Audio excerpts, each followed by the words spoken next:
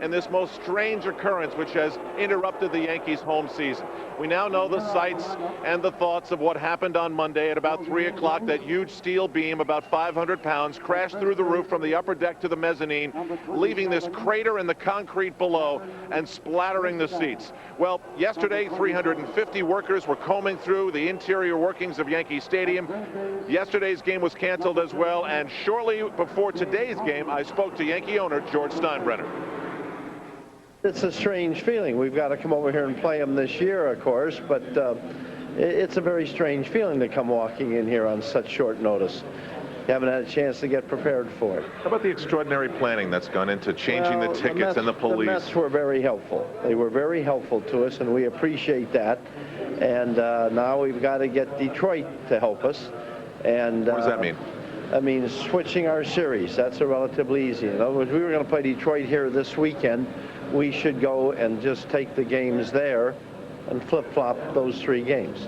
And we're asking Detroit to help us. And I think Mike Ilitch is a very good friend, and I think he'll do it.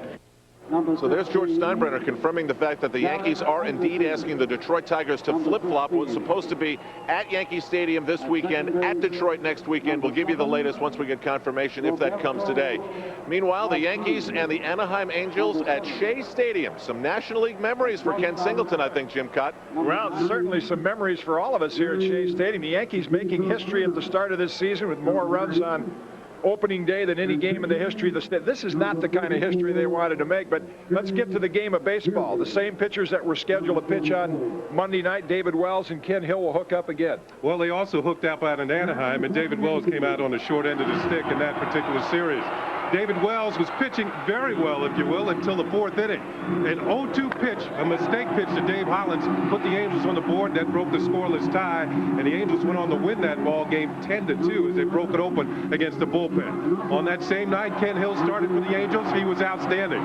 His recent history has him pitching well early in the season. He was very tough against the Yankees. And you see in that matchup, Ken Hill, 6 innings, no earned runs. He has yet to give up an earned run this year. David Wells is looking for his 2nd win of the season, and the Yankees will have one change in their lineup today. Dale Swaim will get the start at third base. We'll have this historic game for you from Shea Stadium when we come back on MSG after this.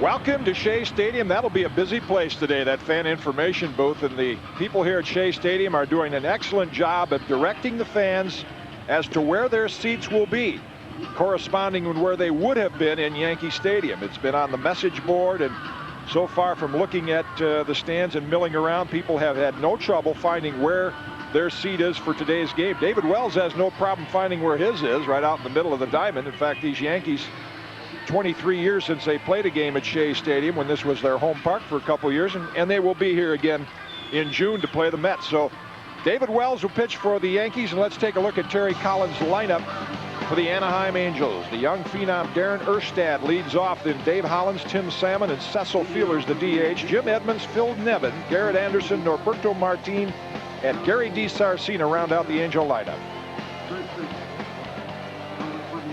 So what a day, our first ever telecast on MSG from Shea Stadium. Of course, these Mets will hook up, the Yankees and Mets will hook up in June in interleague play, so we'll be back here again. There's Darren Erstad, 23-year-old first baseman. He takes ball 1. Look at Boomer Wells. He'll come right after the Angel hitters. Has a good fastball. He'll use it, try and get ahead on the count, then start using his breaking ball and his changeup. Fouled out of play, ball and a strike. A mound is a mound. It's 60 feet 6 inches. They're all supposed to be standard, but they're not. And I'm sure batters' boxes are the same way. So these early innings, for David Wells, he's been out there before, but he's when he was in the National League with the Cincinnati Reds. But that's always the primary concern. You go to a new ballpark, get adjusted to that pitching mound the first inning or two.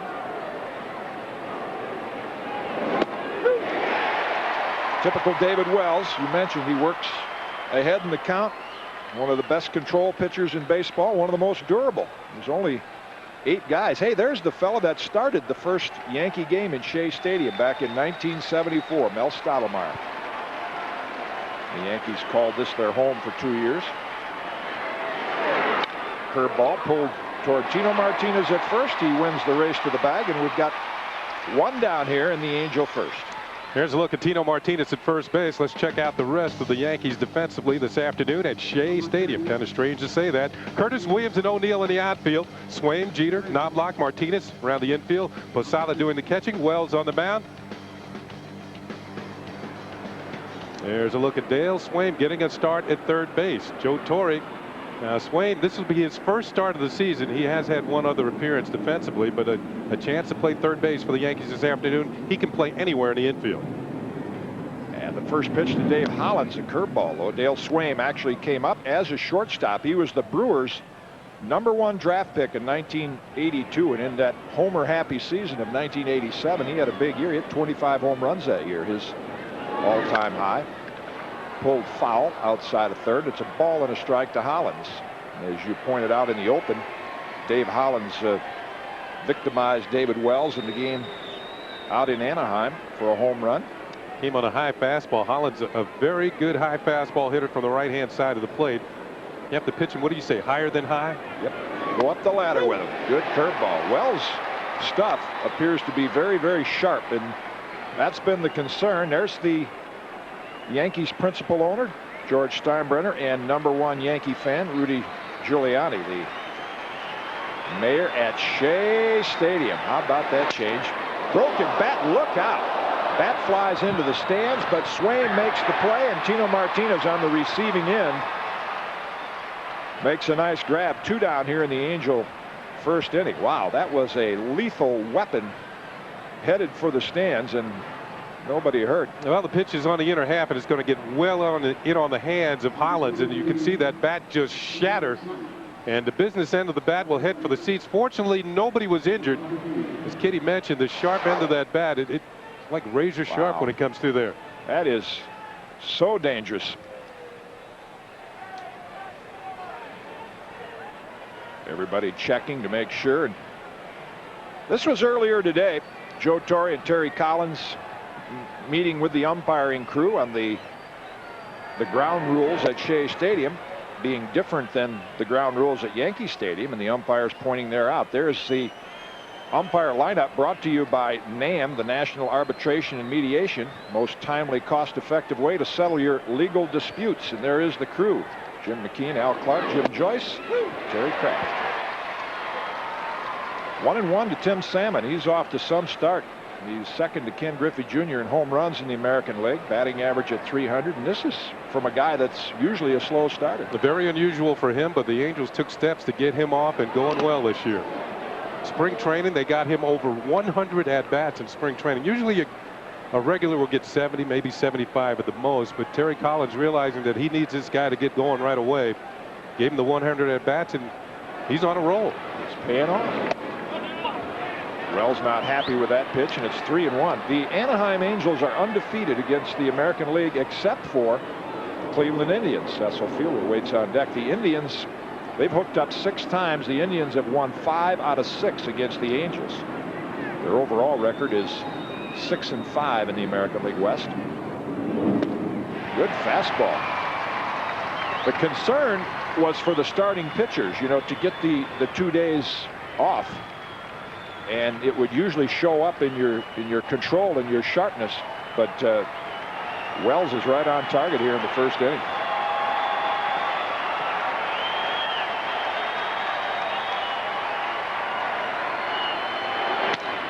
Popped up in the infield. Knobloch back. Now O'Neill has it located on this hazy day, and he'll make the call and the catch. So David Wells retires the Angels in order here in the first inning at Shea Stadium. Yankees coming to bat when we come back. Yankees baseball is brought to you by the irresistible taste that makes you say, did somebody say McDonald's? By American Express. Wherever you are, whatever you're doing, American Express helps you do more. By your Tri-State Jeep and Eagle dealer. There's only one Jeep, and it's only at your Tri-State Jeep and Eagle dealer. And by Nobody Beats the Wiz Home Entertainment Center. That subway stop there at Willetsport, probably a train you took a few times. Yeah, every once in a while my buddies and I would come out here to Shea Stadium, sit way up in the upper deck and duck airplanes. Ken Hill, and you see all the zeros. He has yet to give up an earned run. He's 2-0, and he has been some pickup for these Anaheim Angels as he takes the mound today for the 3rd time this season. You see the rest of his pitching line. He is the David Cone of the late 90s. Let's take a look at the Yankee lineup that he'll face. Chuck Knobloch, Derek Jeter, and Paul O'Neill at the top. Then Bernie Williams, Tino Martinez, and Darryl Strawberry. Bottom 3rd, Chad Curtis, Jorge Posada, and Dale Swain gets his first start. He bats tonight. Defensively for the Angels, a very good outfield to start with. You have Anderson, Edmonds, and Salmon in the outfield. Hollins, DiSarcina, Martin, Erstad, and Nevin doing the catching today, and Ken Hill on the mound. Paco Martin getting a start at second base, coming over from the White Sox as a free agent. Randy Velarde might be back soon for the Angels, though. First pitch from Hill to Knobloch in for a strike. Randy on his rehab program up to throwing about 50-60 balls a day, not turning any double plays yet, but the Angels be happy to get him in that lineup. Ball and a strike. Mentioned Ken Hill is the David Cone of the late 90s. Toronto acquired David Cone, helped him win the World Series. They did. The Yankees acquired him. They won the World Series with David Cone. Hollins can't get it. Knobloch has a leadoff hit. So Chuck Knobloch's first at bat in Shea Stadium, a successful one. And the leadoff hitter now has reached first base, or reached base in every game this season, including spring training. So it's what, 34 games in a row now that Knobloch has reached by a hit or a walk or being hit by a pitch. Hollins seemed to dive over that ball as it went into the outfield. Knobloch, concentration, trying to get something started. High fastball, turns on it and smokes it into left field. Tried to get in his kitchen and he fought it off. That's where they tried to pitch Derek Jeter. Derek would do well to watch how Knobloch probably approaches that. He really keeps his front shoulder in till the last moment. It appears from this shot that Derek Jeter might be just a bit farther away from the plate. Shows bunt, and Hill, who is an excellent fielder, makes the play. It advances Knobloch to scoring position. You know, with the conditions the way they are today now, it has been raining. Supposedly it's going to clear up. Maybe playing for one isn't such a bad idea. The other day, Derek laid down a bunt with 2 men on. It actually prolonged an inning as he got a base hit and gave a chance for Paul O'Neill and Bernie Williams to come up with some big hits. This time just a sacrifice, and he moves Knobloch into scoring position. Yeah, that was a win-win play right there, because I think with Hollins not being a particularly good fielding third baseman, if Derek gets the ball down to third, he's going to have a base hit. And at worst, it'll be a sacrifice, which this one was. Paul O'Neill, no stranger to Shea Stadium during his days with the Cincinnati Reds. We'll point out some differences, and it affects left-hand hitters a great deal playing here versus Yankee Stadium. That's outside for a ball. The right-handers will probably welcome it, the right-hand hitters, because it's not as deep out in the power alleys. But our broadcasting colleague Bobby Mercer can attest to the fact that during those 2 years in the mid-70s, those fly balls that would be home runs in Yankee Stadium, where it was 310 feet down the line, are just warning track outs at Shea Stadium. Al Trautwig had a chance to visit with George Steinbrenner just before the game. In case you missed that, George had said, I think my good friend Mike Ilitch, the owner of the Detroit Tigers, might agree to swap the series, and we've got this breaking release out of the American League office that in fact the Tigers have agreed to let the Yankees swap the series. Ground foul at the plate, so we will update you on the schedule. The games this weekend that were going to be at Yankee Stadium will now be switched to Detroit. Friday night's game on WB11, and then Saturday and Sunday are daytime affairs. Saturday's game on MSG. So those will come to you from Tiger Stadium. Gonna have to change our travel plans. At least I will.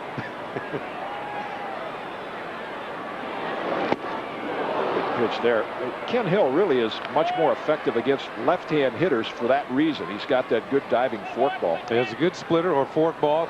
Slider, there's a splitter right there, and also a very good fastball. I think his fastball is somewhat underrated.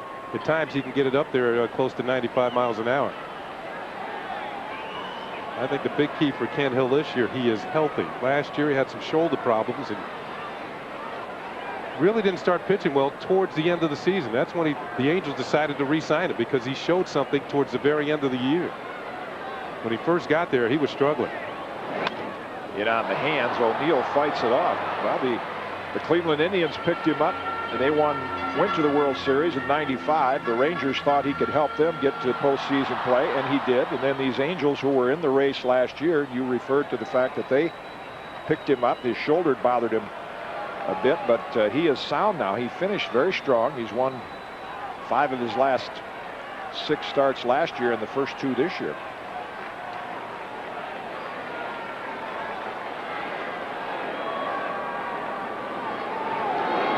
Backs O'Neill off the plate, and it's 2-2. Getting back to the schedule again, we'll update you with ticket information and everything, but the games that were scheduled to be played at Yankee Stadium this weekend will now be played there on Friday, Saturday, and Sunday, April 24, 25, and 26. So a weekend later, and that's going to, of course, cause some ticket problems for both teams, but they'll work through it. Back in time. Good timing by DiSarcina and Hill, and Knobloch just got back. One reason they're watching Knobloch so closely, I think a lot of the scouts are aware, the advanced scouts of the Yankees have been running the bases quite well, leading the major leagues in stolen bases. Knobloch last year stole their third base 12 times. You can see just ahead of the tag from DiSarcina, he's safe. So I think they're trying to slow down the Yankees, even if it's only a 1-game series now. Up the middle into center field. That should score Knobloch with the game's first run. And O'Neill picks up RBI number 5. The Yankees lead it 1-0.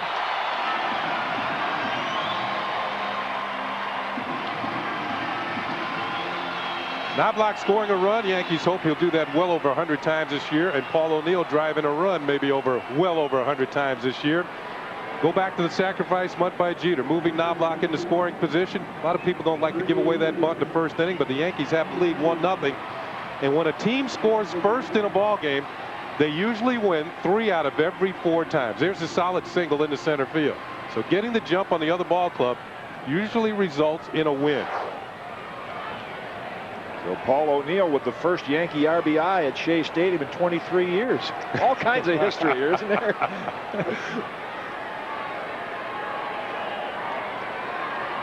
There's Bernie Williams. There's the good splitter. And again, the scoreless inning streak for Ken Hill comes to a close. That's the first earned run that he has given up this season. You know, you mentioned the Yankees played here in '75, and I played in the last, well, not really. It was a doubleheader. The final day of the season, Orioles and the Yankees. I played in the first game, but I didn't play in the second. O'Neill on the run. And O'Neill has a stolen base. An inexperienced catcher in Phil Nevin. Been an infielder, outfielder, and Joe Torre and his bench coach Don Zimmer turning them loose. So Joe gave everybody the green light coming out of spring training. If you feel you got it, go ahead. I think the team has made good decisions on the bases. It's obvious because they've had so much success, and no reason for Joe Torre to shut them down now. They are just stealing their way to victories. One of the hidden parts of this Yankee lineup we really didn't anticipate coming out of spring training. We talked about the depth of it, ability to draw walks, get on base. That's low, and it's 2-1 to Bernie. They lead the American League right now in base on balls. The lineup does. That guy's a big part of it. Maybe it's the influence of Knobloch coming to the ball club. He stole 62 bases last year. Maybe Joe Torre says, well, you know, maybe the other guys can get us some too as well. And maybe he's leading them in that situation. Grounded toward first, and that'll hook foul. 2-2. I think what happens, Kenny, is from a pitcher's standpoint, once Knobloch is out of the way as a pitcher, you say, well, okay, he's done. Now I don't have to worry too much about it, but check that. The most in the major leagues, and it's spread around quite nicely. Curtis Jeter and Knobloch with 4. Darryl Strawberry has 3. And they have to go back 60 years to find the last time the Yankees led the majors. And the Rickey Henderson era, they were up there among the league leaders when Rickey was here, but he was responsible for most of it. This year they're spreading it around the lineup. O'Neill checking the position of the outfielders, and it's a 2-2 count to Bernie Williams.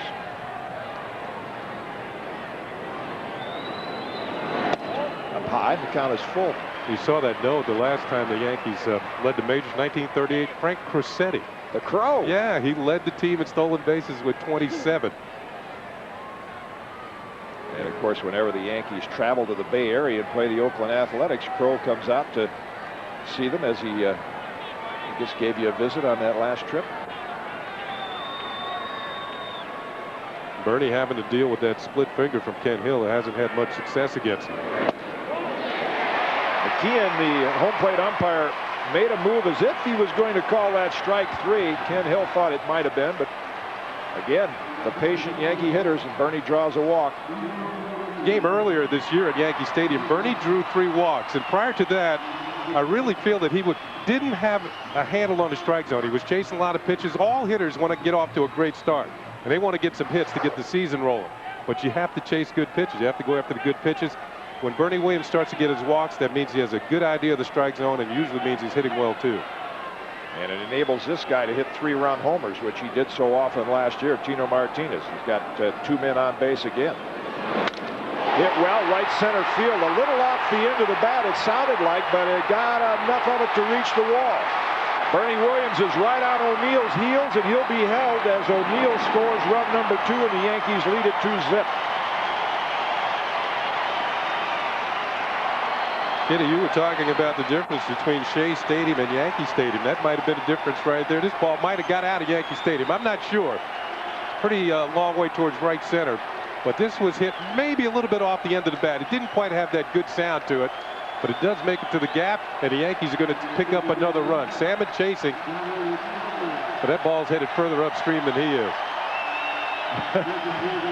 Real good job by Edmonds playing that. See, O'Neill has to wait. Is it going to be caught? Is it in the gap? Now he knows he can score easily. And Bernie Williams right on his tail had to be held up at third. And here's Darryl Strawberry, who is the all-time leader in home runs at Shea Stadium. And he got quite a welcome from the fans when he trotted out on the field today. Also American League Player of the Week. That's what I was about to say. Had a great week last week. Short center field. Edmonds with a late break now recovers, and he's going to make the grab. Bernie Williams will have to hold his ground. So again, Ken Hill with the left-hand hitters and that ball moving down and away. They're catching it on the end of the bat. Darryl takes the big swing, but doesn't quite get to it. You can see right on the end of the bat, short fly ball to center field. You mentioned Edmonds taking that false step back. When those big hitters take that big swing, outfielders have a tendency to take a false step backwards, thinking the ball's going to go, but it doesn't. Edmonds, great speed, comes up and makes the catch and holds the runner at third. Of course, he makes some of the most miraculous catches you'll ever see out there in center field in the American League. Here's Chad Curtis off to that great start. 2 home runs, 9 RBIs on the year. And the breaking ball high. You can tell the difference in the 2 starting pitchers. Ken Hill is not sharp, and I think you know from being on teams where you have a couple of rainouts, half of this game is coming to the ballpark and being ready to play. You got to put out of your mind what happened and say, hey, I got to get ready to play today. David Wells was sharp in the first inning. That's in for a strike. In fact, the Angels have a quote on their lineup every day, and I thought today's was particularly appropriate. Do not permit what you cannot do to interfere with what you can do. Author of that quote was John Wooden, the Wizard of Westwood. That's low for a ball, and that's good advice on days like this, because you worry about, well, are they going to play in Yankee Stadium? Are you going to play the game today? It's raining, and you have to put that out of your mind as a ball player. Just say, hey, I got to get ready to play. I think another thing you have to take into account here is the fact that the Angels have been sitting around hotel rooms for the last couple of days. And they had a chance to work out, don't get me wrong, but they're primed to play ball now, not just work out. Fouled out of play, 2-2, and the Yankees have been at home, you know, with their families. Yeah. Particularly in New York. We love New York, at least I do, but a lot of the visiting players, it's not one of their favorite stops. They kind of get cooped up in those, they get a little cabin fever, cooped up in those hotels. And well, it works both ways, too. City never sleeps, folks. Right, that's right. You don't have to be locked up. Good pitch on the inside corner. Curtis down on strikes, so the Yankees crack through against Hill for a couple of runs, but they do strand 2 in the first inning. And David Wells and the Yankees, after one, own a 2-0 lead on this RBI double by Tino Martinez.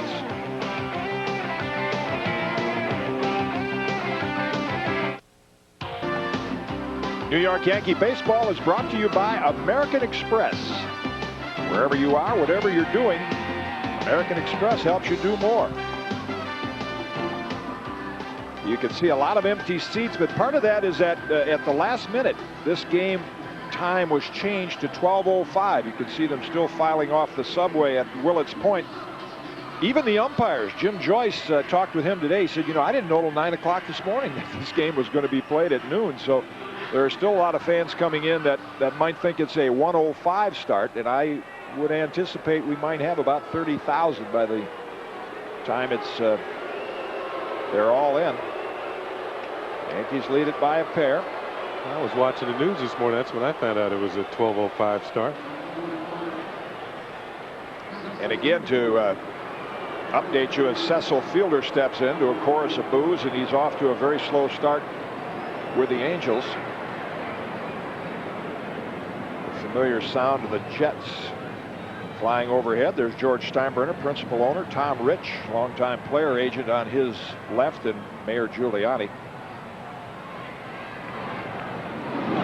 First strike to Cecil. If you missed it, we'll continually remind you during this game, for those that do miss it, that the weekend series scheduled to be played at Yankee Stadium with the Tigers has been switched. The Yankees will go to Detroit and play the Tigers in Detroit this weekend. Upstairs, 1-1, and then the Tigers will come to the stadium next week, April 24, 5, and 6. The times of those games will be announced a little bit later.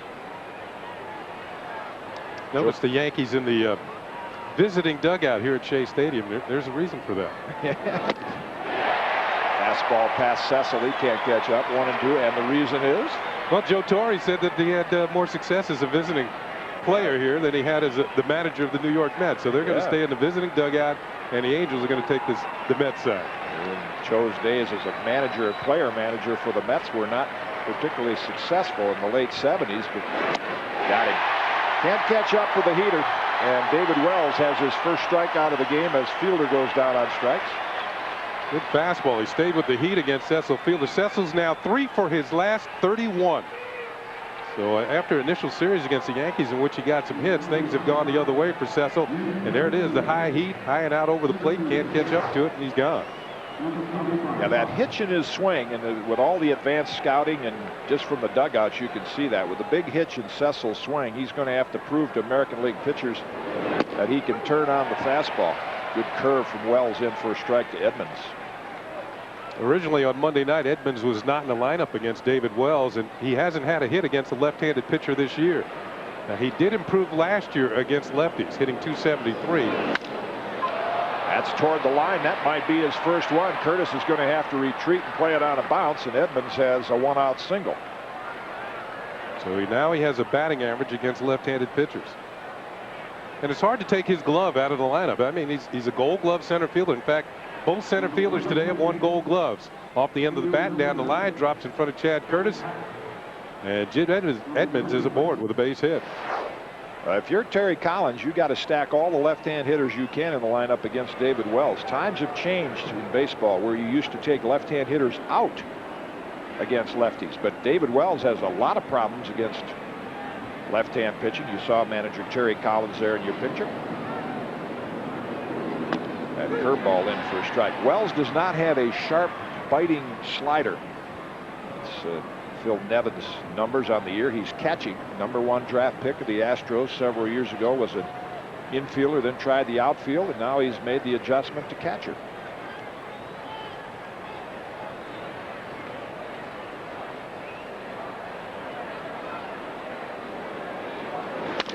Right back up the middle. Knobloch to Jeter. To Tino Martinez in an inning-ending double play. Another good inning for David Wells and the Yankees. On their first game at Shea Stadium in 23 years, the Yankees are off to a good start. They lead at 2-0. We head to the home half of the second. 2-0 Yankees. David Wells getting the mud removed from his cleats on this rainy, misty day. This is how the inning ended. Well, double play ball. I think that David Wells could have had a shot at this ball, but he decides to let it go because he knows where his infielders are. They're playing towards the bag, cheating for the double play, and he gets it turned by Knobloch and Jeter. So I think an experienced pitcher, if he deflects it, might have been an infield hit if he didn't come up with it cleanly. Now to lead off the Yankees second, Jorge Posada, who is getting more and more playing time. Pair of home runs. And first pitch in for a strike. You're going to see a lot of that. Yankee hitters looking up. Yeah, we're not used to those jets flying overhead. Late on the fastball, 0-2. That one got in on the thumbs. You could see Jorge shaking, and he does not wear any batting gloves.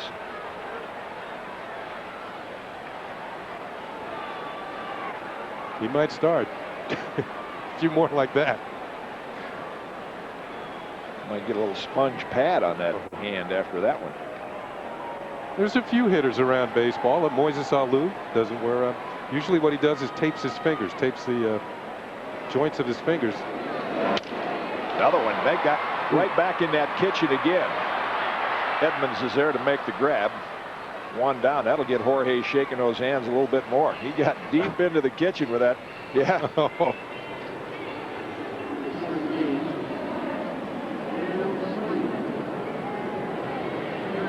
Panoramic view of Shea Stadium and the outfield fence.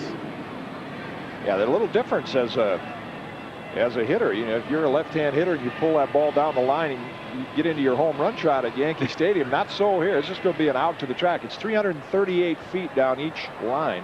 Where at the stadium it's 312 and 310 respectively. Here's Dale Swain.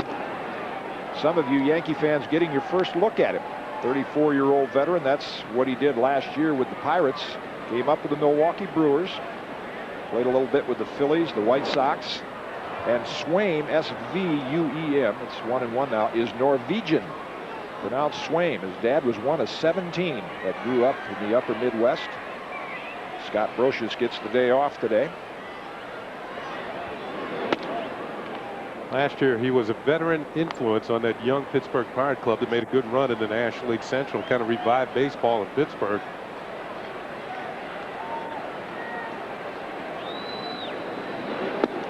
Low, and it's 3-1. He might stick around, watch the Mets game tonight. He's got a cousin playing there, John Olerud. Mets will file in here, I'm sure, about 4:30 or 5 o'clock. This isn't what Ernie Banks had in mind when he said let's play two. It's the first time this century that there are two games played, two different leagues. The New York Giants actually played two games against different teams back in 1951, the famous Bobby Thompson year. They had to play the Cardinals on Monday afternoon, and then Swaim stays alive, is fouled out of play, and then the Cardinals played the Braves later that night. So that was three teams that played two games. But this is the first time this century that this has happened, where you have four different teams, and expensive teams, I might add. You added up the payrolls. You got the Cubs and the Mets, the Angels and the Yankees popped up in the infield. D. Sarcina makes the call right behind the bag, and the shortstop puts it away, 2 down. A lot of valuable ball players here today. Yeah, added it up. This was the salary totals from USA Today. Now I don't know how accurate they are, but this supposedly is it. Between those four ball clubs, you got over $200 million worth of ball players in Shea Stadium today. With the Yankees leading the way at 63. That's the home dugout for the New York Mets. The Angels are there. They dressed right next to the Mets clubhouse. Pitches in for a strike to Knobloch. The Yankees treated it like a spring training game. They just got their duffel bags, put their uniforms in there, bust over to Shea, changed into their uniforms in the clubhouse where the Cubs occupy, and then after the game they'll just they'll go back to the stadium and shower up, clean up there. Joe Torre had a lot of success, you mentioned, as a visiting player coming in with the Cardinals. Good swing by Knobloch, and it's 1-2. And he had some success when he managed the Atlanta Braves coming in here. Back in 1964, when Shea Stadium was built, the Mets vacated the Polo Grounds, came over here to play. They had the All-Star game at Shea that year.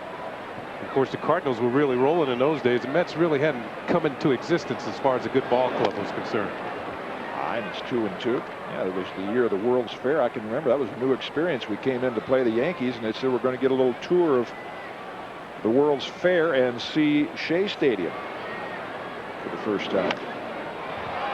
Knobloch again fights off a good pitch. Mentioning they came into their existence in 1969, winning the World Championship over the Orioles, 73 National League champs, 86 beating the Red Sox. Casey Stengel was their first manager. The old professor. And you got Dill Hodges and Tom Seaver's number up there. Chuck Knobloch did not agree with the call, but he's called out on strikes. Ken Hill has a 1-2-3 second after 2 at Shea. Yankees lead it by a pair. Lots of stuff going on at Shea Stadium today with this unusual situation. Those are the uniforms of the Chicago Cubs. They'll be here a little later. That's Mark Grace, their outstanding first baseman. And Chili Davis pinned a little note on Mark Grace's locker. There's some more highlights of today's game. The players dressed at home. They're using the third base dugout and the visiting clubhouse. They have an advance sale of $32,000 for today's game, and they are filing in. Many thought it was going to be a 1 o'clock start. It was moved up. And now here's the note that Chili Davis penned to Mark Grace in his locker. So when Mark gets here, if you're watching this game this afternoon, Mark, we'll give it to you right now. Gracie, you're my favorite player. I loved you in high school. Chili Davis. Chili said, I used to watch him play when I was a kid. Here's Garrett Anderson. That's in for a strike. And Chili, incidentally, just to update him, Chili's broke into the big leagues, of course, back in the early 1980s, but it appears more and more likely, no official word, that he may have to have surgery on that injured ankle. 0-2. Good fastball from Wells as Anderson gave a little ground. Garrett, a .357 hitter against David Wells in his career.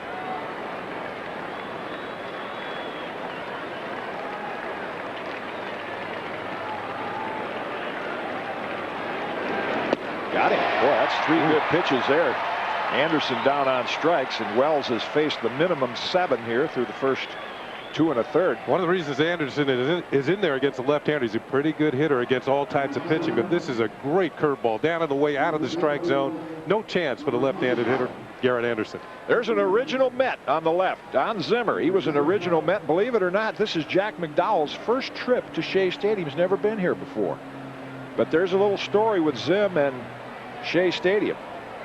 Mentioned he was an original Met, but only for a short period of time. He said it actually worked out quite well because he got traded to Cincinnati, and his father was not in good health at the time, so he got to go back home with him. Paco Martin taped strike 1, but he was sitting in the office down the visiting clubhouse in 1991 as a manager of the Chicago Cubs when Jim Fry and the president of the Cubs, Don Granesco, walked in and said, "You're fired."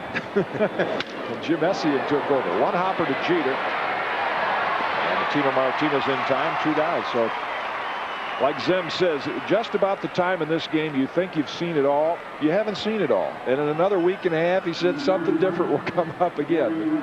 Jim Essien got the job? Escobar. Escobar, yeah. Took over, managed the Cubs when Zim left. And you can't see it under that jacket. Of course, Zim wearing number 50 this year. It's his 50th year in organized baseball. Gary DiSarcina, Angels shortstop, steps in for a strike. Wells is sharp. Getting ahead of the hitters and stretching the zone with the breaking ball. DiSarcina missed a couple of games. Here's David Cohn. David Cohn, of course, the Mets all those years. Came up in the Mets organization. Fouled straight back, and it's quickly 0-2. Mentioning DiSarcina, missed a few games with a bone bruise. He dove into a camera well out in Anaheim and missed a couple of games. When this guy's in the lineup, they're better than 500 ball club. When he's been out of the lineup the last few years, they are well under 500. Shows you the stability he brings to the infield. Another no batting gloves guy.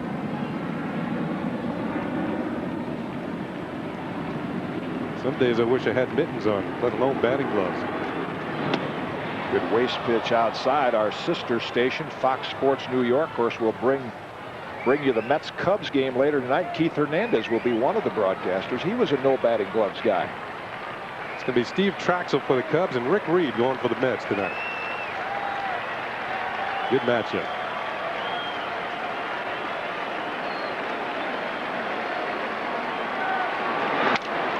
Into right field, but Paul O'Neill is waiting there.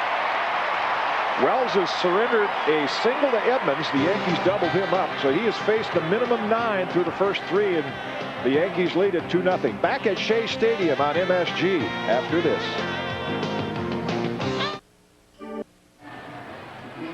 Well, a hazy day here in Flushing, and bridge you're kind of familiar with there. You can barely make out the standards there. This is the Whitestone Bridge.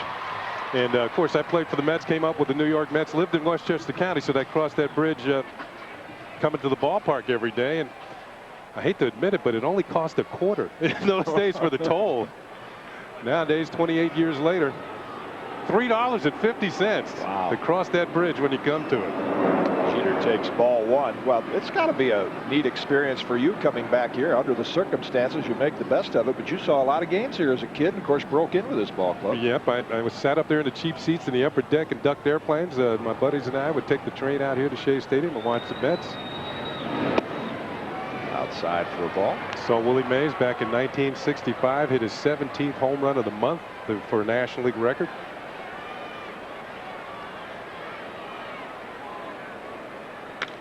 In on the hands, which is a pitch Derek's had a lot of problems with. That's fouled out of play, and it's 2-1. Fighting that ball off. Joe Torre explained it from a hitting standpoint. He's so conscious of the ball inside, Derek is, that he's looking for it and he's pulling away. He pulls away too quickly, and it might sound like not the right strategy, but the way to hit that inside pitch is to really stay closed as long as you can. That, again, is a good pattern. Now Hill goes to the outside corner. It's quickly 2-2. Jeter is caught in between at this point. He's looking in, pulling away. He can't get back out to the outside pitch, so he can't hit either one of them. And you're right. You got to dive that front shoulder towards the pitcher and trust your hands and your arms to get the bat through the zone on the inside pitch. Had to reach for that one. Tapped out to De Sarcina. The shortstop's toss to Erstad in time. And boy, Derek hustling all the way. Just retired by a stride. De Sarcina having the hustle to get Jeter. Here's the head of Jeter. See how much it moves. You see that front shoulder kind of turning, and he has to reach for the final pitch to hit it because he's already spent trying. He's thinking inside. You see how much he has to reach? His head move out of the circle. When a hitter is swinging well, that head will remain in that circle no matter where the pitch is. He really had to dive and go after that pitch. Pretty good chance this time this guy's head will stay in that circle. It does most of the time. That's down in the corner. Played by Salmon, and O'Neill will have a standing double with one down here in the Yankee third. 2 for 2 for Paul. Coming off a 4-hit game on Sunday afternoon. You know what's interesting about this 2-base hit? It might have only been a single at Yankee Stadium when you think about it. Drives it towards the corner. Reaches out there. Boy, sure. Can he hit that outside pitch? Drove it towards the corner. Might have gotten to that wall a lot more quickly. Salmon has one of the best arms in the league. And O'Neill here at Shea Stadium picks up a 2-base hit. That's why statistics in baseball and all-time records, you know, they're and one of the beauties of the game is you don't play in these standard stadiums where the dimensions are the same everywhere, but the little quirks and corners and the different dimensions create things like that. You mentioned it could very well have been a single at Yankee Stadium. Instead, it's a double. And you know what? They're going back to that with the new ballparks, little quirks and angles. Popped up. Short center Edmonds is there. And Bernie Williams retired. That's the second out of the inning. It's time to check out our New York Marriott Marquee pitching matchup. Starters today, Ken Hill. Spent most of his time in the National League, so his record just 3-4 against the Yankees. And David Wells has always done quite well against the Yankees. Angels record-wise, a rather lofty earned run average against them.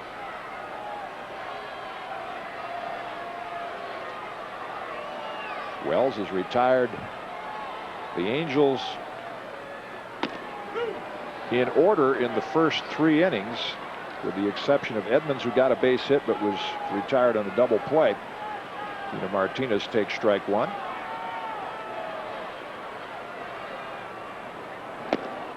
And the breaking ball low, 1-1. My first look at this stadium was as an American leaguer, because coming in with the Chicago White Sox, it was when the Yankees played here in 1974 and 75. They've given it a couple of nice bright coats of paint. Ripped right field. Salmon will not get to it. Martinez is going to have another double. So between O'Neill and Tino Martinez, they have solved Ken Hill today. And it's now 3-0 Yankees.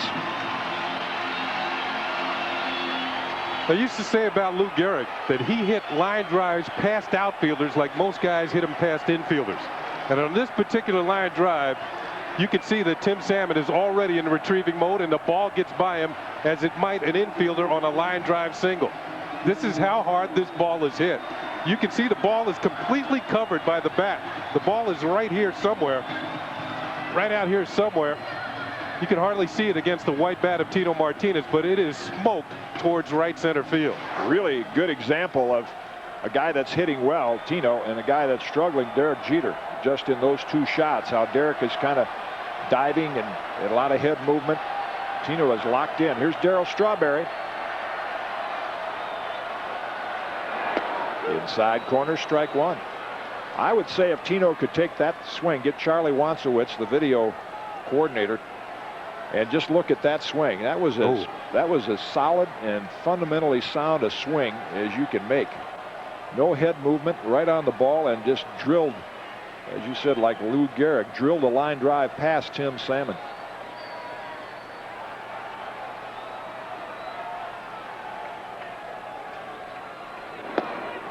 Inside corner again, says Jim McKeon. Darryl didn't think so. It's 0-2. Sky's beginning to brighten a little bit now. And more fans filing in, so it could well be a terrific afternoon for baseball and a good night for the Mets and the Cubs tonight. That one's a little too far inside. It's 1-2. Trying to keep the ball in on the hands of Strawberry so he can't get that great extension on his swing. After all these fastballs, will you go with the splitter right now? I would think so. There it is. Hill off the mound. He's a good fielder. No!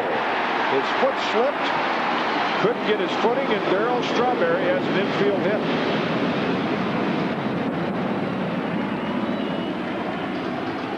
You mentioned Ken Hill, a good fielder. Third baseman Hollins pulled over towards the hole, so Ken Hill's the only one who had a chance at this particular ball off the end of the bat. Barehands it. Hill used to be a catcher, but this time he decided not to unload. He's going to hold on, and Darryl's going to pick up an infield single. Here's a splitter off the end of the bat, and Darryl headed down that line. In the old days, it would have been easy for Darryl to beat it out. Of course, with the knee problems, you can see a little bit more baseball on this one than you did on the swing of Tino Martinez. His bat just covered the ball, but it's still a base hit. There's Chad Curtis. That's in for a strike. Where Darryl got a little break on that ball. If you noted in one of our replays, it took a little side hop. I think Ken Hill thought he was going to field that ball, and then it hopped toward the line, and he couldn't get his footwork.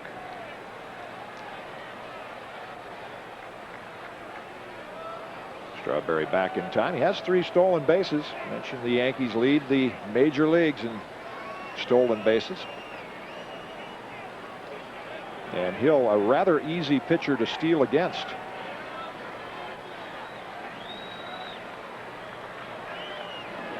That's outside. The league is perfect against him this year. In fact, in the last, the Yankees have stolen 2 bases today. Their last 14 attempts against Ken Hill have been successful.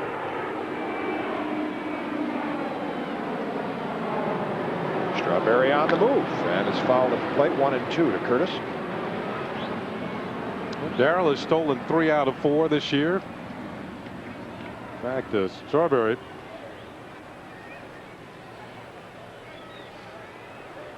Darrell lengthening his lead a bit, and maybe would see the great base stealers. They don't give any indication where they're going to go. Now, if you watch Strawberry closely, he might, drop his hands a little or flex a little bit more, and that's a giveaway. Vince Coleman, the great base stealer from the Cardinals during the 70s and 80s, used to touch the top of his helmet, blew that helmet off. Hit well to center field. Edmonds on the run, has it measured, and he'll put it away. Al Trautwig will be along with Kenny in the 4th inning. We've played 3 at Shea Stadium, and the Yankees in control of this one so far. They lead it 3-0. Back on MSG after this.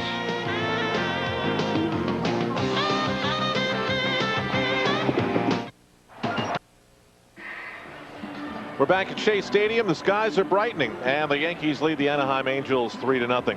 Al Trautwig now with Jim Cott, and Jim, like you, plenty of Shea Stadium with Ken Singleton. Excuse me. That's all right. It's a compliment, though. I have memories of coming here with a kid, and I used to always look up at this box and see Lindsey Nelson with those jackets and Ralph Kiner, and think to myself, how do you get up there? I never even know how to get up here, and now here we are. Of course, years with Montreal, I was always in the visitors booth just down the way here, but as I mentioned, as a youngster sitting up in the stands here at the very top and just enjoying the New York Mets in those days. They weren't very good, but they were always entertaining.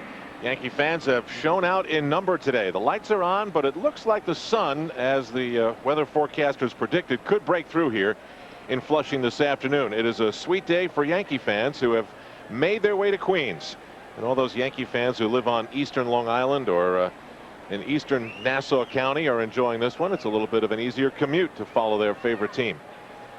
It's going to be the top of the order for the Anaheim Angels. Darren Erstad followed by Dave Hollins and Tim Salmon against David Wells, who's thrown 31 pitches, 24 for strikes. Changes his pattern a little bit, starting Erstad off with a curveball. He's off to a great start. 11-game hitting streak. He's had a hit in every game this year. Outstanding athlete in every sport, hitting .314 with 3 home runs and 7 RBIs.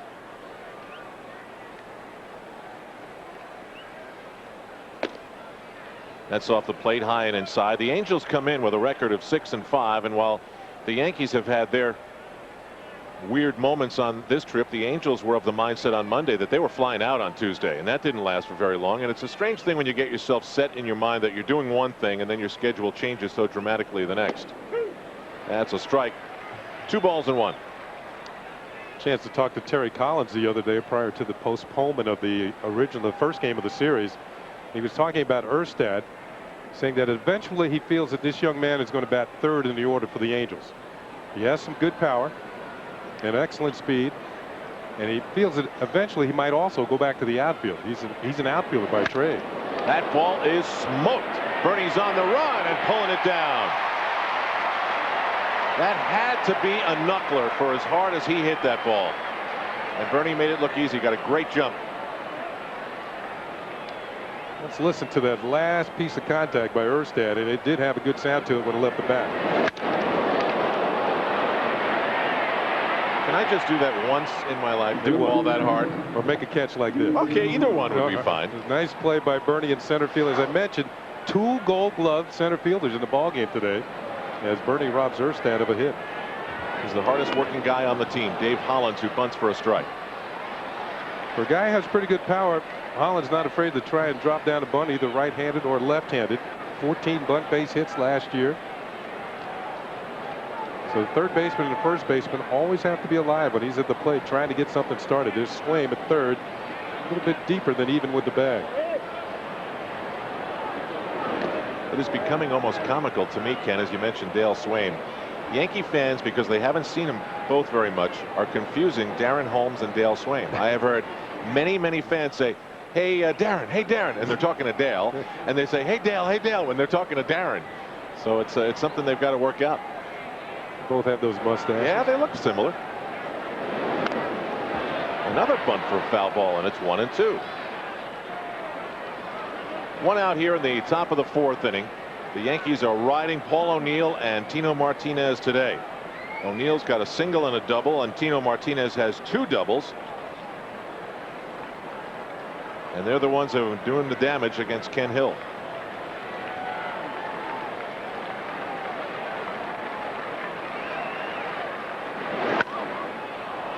Another hard hit ball into the orange low seats. Of course, Ken, in the early days of Shea, when this place first opened, the color configuration of the seats wasn't like this. The lower level was yellow. I'm trying to. And the mezz was blue. Trying to remember now. Yeah. The press area was tan, and the upper deck was light green. How do you remember that? Because I sat at all of them. Okay. And the upper, what was the upper deck? Light green. That's the one I remember, because that's where I was. And I remember, as we look at where Tommy Agee put a baseball back in 1969, that fans used to, when the games were over, always go to the upper deck and switch the seats either up or down, and they could write messages like "Let's go Mets" with the seats up there in the upper deck. That's in there for a call, strike 3. Well, Dave Hollins put himself in a hole with those bunts for strikes, and Wells knocks him out. You know, so many people have had to change their lives to make this day-night American National League doubleheader take place. And of course, the most confused people are the people who have tickets, which means the ticket takers have to be on the ball. The only confusion they have is where they're going to sit. And most of the time we tell them, see an usher, because the usher, they don't have ushers in Yankee Stadium, but they have them here. So we tell them, go to the ushers, and they can help you out a hell of a lot better than we can. Because here we can point you to the right direction, but we can't give you the seats. Long day for you? Very long. After this, we got to go and line up for tonight's game. It's called double dipping. Michael Kay on the case before today's game here at Shea Stadium. I'll tell you, the people who work here, Ken, have the most fabulous attitude. It's like they've all embraced it as just a fun day. They love baseball, these ushers, and look at it. These guys have worked here for decades, all of them. And it's just a lot of the sport that they've loved.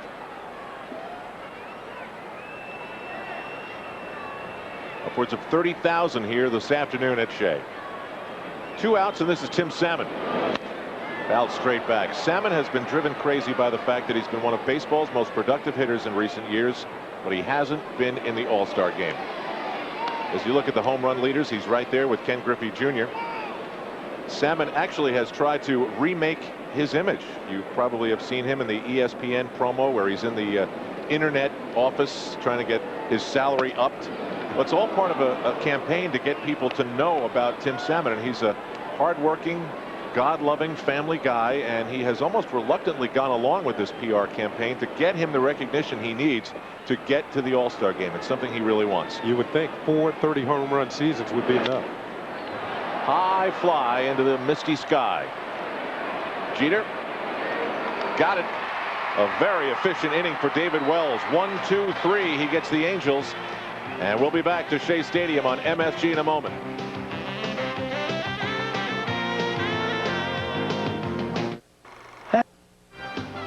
Yankees baseball from Flushing, brought to you in part by Hoover. Nobody gets the dirt like Hoover. Nobody. The old New York State Pavilion on the right, the Unisphere, Arthur Ashe Stadium across the way here in Flushing.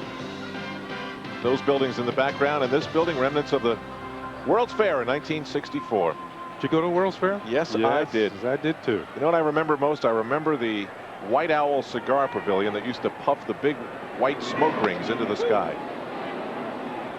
I was fascinated by it. Big, huge smoke rings went up. That's all it did. Well, I don't remember that one in particular, but I'll take your word for it. Okay. 3-0 Yankees over the Anaheim Angels. This is Jorge Posada. By the way, Ken, if you were interested in the World's Fair, yeah, the Queens Museum, which is right next to here at Shea, next to the zoo that's still here, has a whole area dedicated to the World's Fair with memorabilia, the jackets that people wore, and pins and so forth. Plus, they've got this huge diorama of New York City where you can see the whole city in a room that's about, I don't know, about 100 by 100. And it gets dark, and the sun comes up, and little planes land at LaGuardia Airport. You're amazing. You got to go. It's You're cool. amazing. That's, you know, that's the fake skyline atop the scoreboard. But, I mean, we're talking three-dimensional, all the buildings and You stuff. are amazing, Al. Between the Knicks and the Rangers and the Yankees. I stopped there this morning, as a matter of fact. Well, there's the real airplanes over at LaGuardia. And we haven't had a consistent drone of planes taking off. It's just every once in a while.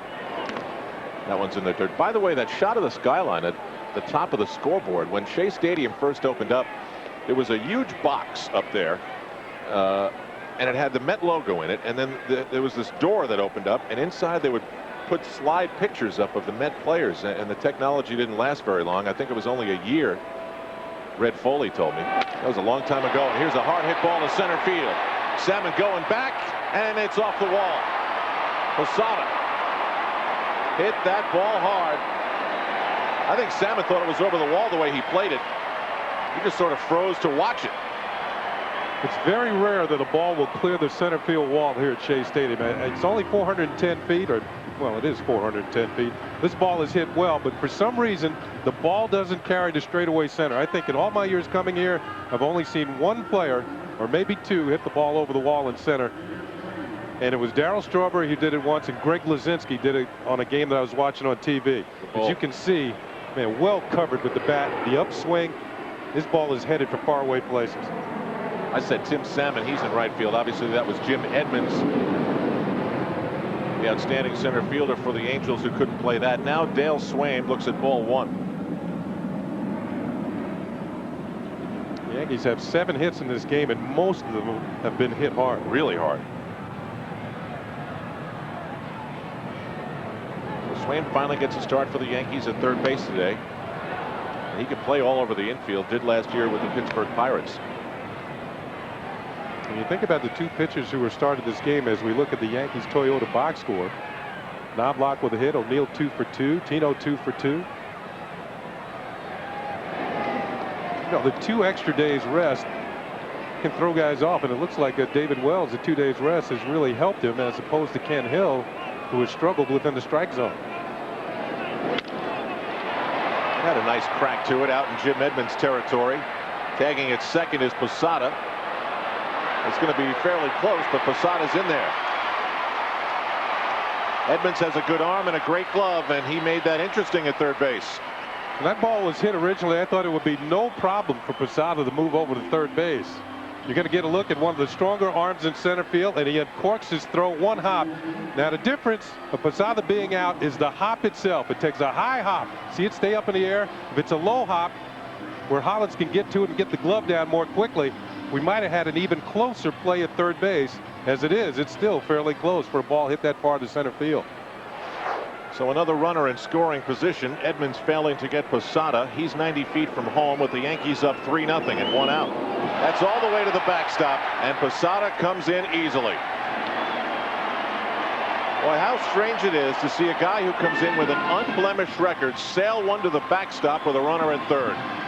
And Phil Nevin, in his first year of catching for the Angels, couldn't get it. Marcel Latchman on the phone. I think the Angels bullpen might get up here, but you can see nothing. No chance for Nevin. Knobloch ducking. Nevin reaching. The Yankees have another run. There's Posada side by side with Joe Girardi. The conversation between the two is ongoing and ever present. Here's a look at Posada at third, realizing the ball is a wild pitch and he can trot home.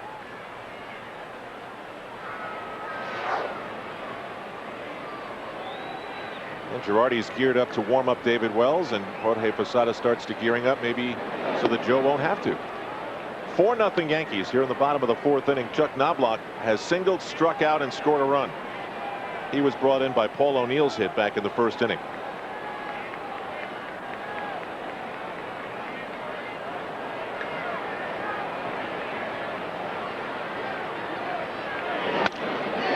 That's poked through where nobody was. And the Yankees have another base runner with 1 out. 8th hit of the game, stung off of Kenny Hill. You know, Knobloch, 2 hits. He pulled one through the hole in the first inning. Shows you his ability to use the whole field. He sends one through the hole in the right field. And here's a guy that the Yankees got to get going. One thing, talking to Don Zimmer about Derek Jeter, he says strikeouts don't seem to bother Jeter. You know, it's just another out to him, and he very rarely takes what happens to the plate out into the field with it. And for positions that's as important as shortstop, as Omar Olivares warms up, it's very important to leave your at-bats in the dugout. Don't take him out on the field defensively.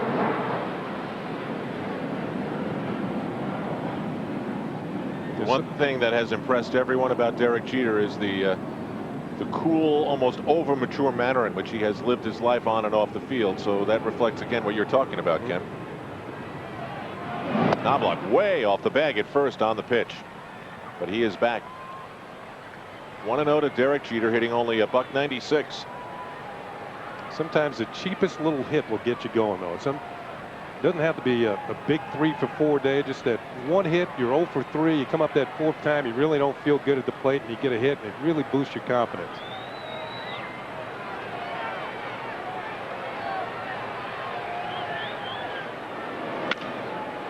Why is that? Well, the reason being is because you know you're struggling. You come up, you're 0 for 3. You got a chance to finish the day on a good note, and you come through with a cheap hit. You know, it wasn't the best hit you could get, but it shows you that maybe brighter things are ahead. One way to watch hitters and see if they're coming out of slumps, though, is to see how they make their outs. You know, if you're starting to hit the ball hard and they're still catching it, that means you're hitting the ball solidly. You're seeing it better. We haven't seen that yet from Jeter, though. Is it possible that you get a cheap hit like that and it ever so slightly removes the pressure to get a hit the next time up because you just got one, and that extra feeling of looseness, you know, allows you to connect? That's why in the last game of the Yankees played against Oakland, when Jeter laid down that bunt with 2 men on, got a bunt base hit, a lot of people thought maybe swing away. He had struck out his previous 2 times up. He set it up for O'Neill. Paul O'Neill came up and got a base hit, drove in a couple of runs. Meanwhile, Michael Kay was the MC at Derek's appearance at Macy's in Herald Square on Monday. Perhaps you saw it on the news. Knobloch's off and going, and Jeter fouls it back. And Michael Kay said the appearance of Jeter brought in 1,000 people. He's never seen anything like it. And there's Mr. Cunningham on the right. He's in charge of the Yankee Stadium field, and he's been bonding with the crew here at Shea, Pete Flynn and company. No shortage of commitment to making this day work at Shea Stadium. Imagine if this had happened in a city that only had one team, one stadium. What's the problem? Yeah. Ground ball gets through and past Norberto Martin. Knobloch makes the turn. He's on his way to third. The throw is cut off. Oh no, it went through. And Knobloch is out at third base. A great fake by Gary DiSarcina. I bought it hook, line, and sinker, but the throw went through, and Knobloch was out. Well, he mentioned the offensive capabilities of the Angels outfield. They are very strong defensively as well. Knobloch's going to have to hustle. Here's the throw to third. An excellent throw by Tim Salmon, and you can see that Knobloch is just out of there. So Salmon picks up another assist. Knobloch rounding second. Looked like he was going to make it until this ball caught him. What a throw by the right fielder for the Angels. We already saw Edmonds make a good throw, and Anderson also among the league leaders in left field in assists. All 3 of those guys are signed to long-term deals too. Now it's Paul O'Neill. Paul has singled and doubled. Stolen a base. Yankees off and running this season.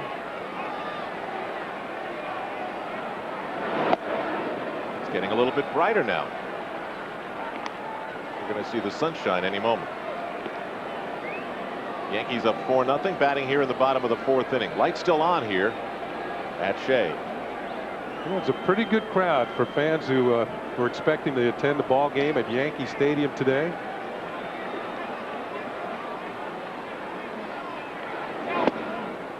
Having to come out to Flushing, see their heroes at Shea Stadium. What's so great is that school is out this week for most kids, and there are just thousands of kids here today as Bernie Williams waits on deck.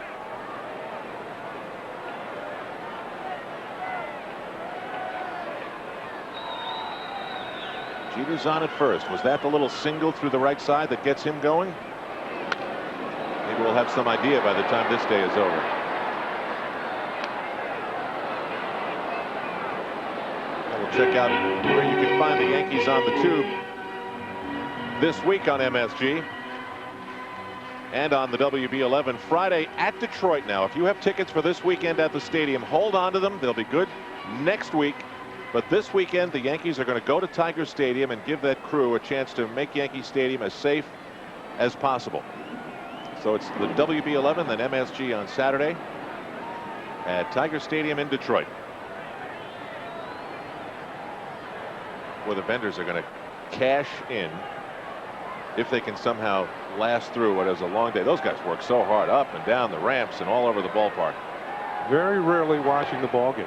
My great memory of the vendors here, Ken, was during the days when Joe Willie Namath and the Jets played here, and the guys would walk around with the hot chocolate tanks on their back. You know, they had these huge tanks like scuba tanks on their back.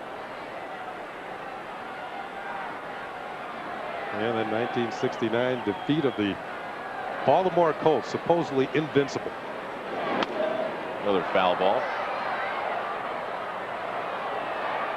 I am embarrassed to say that I took part of the turf from Shea Stadium home with me that day.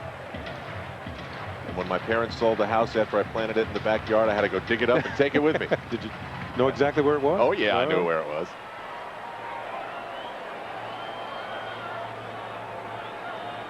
Did you replant it? I still have that piece of turf. All right.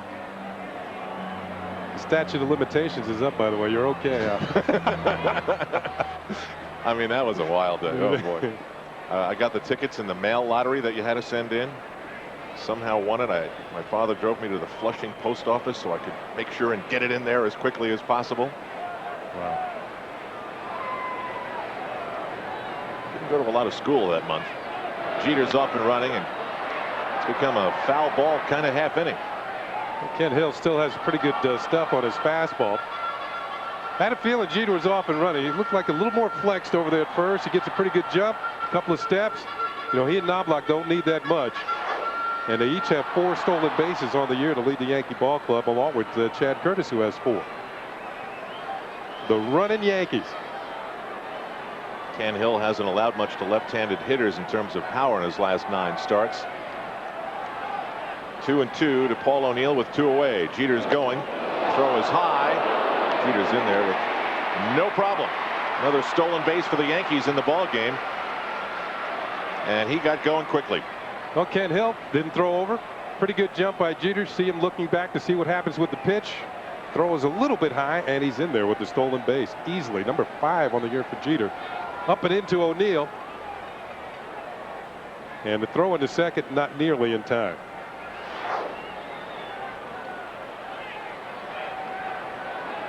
I have a feeling Jeter's on his way to a career high in stolen bases this year. The Yankees could be following him. Another foul ball by Paul O'Neill.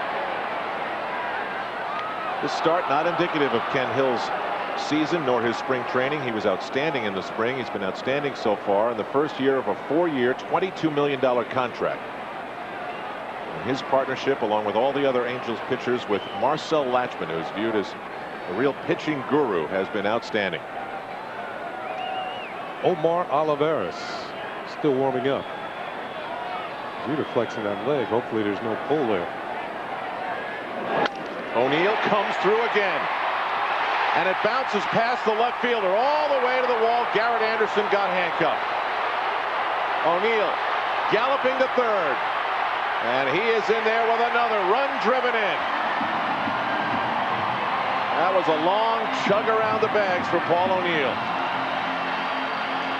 5-0 Yankees.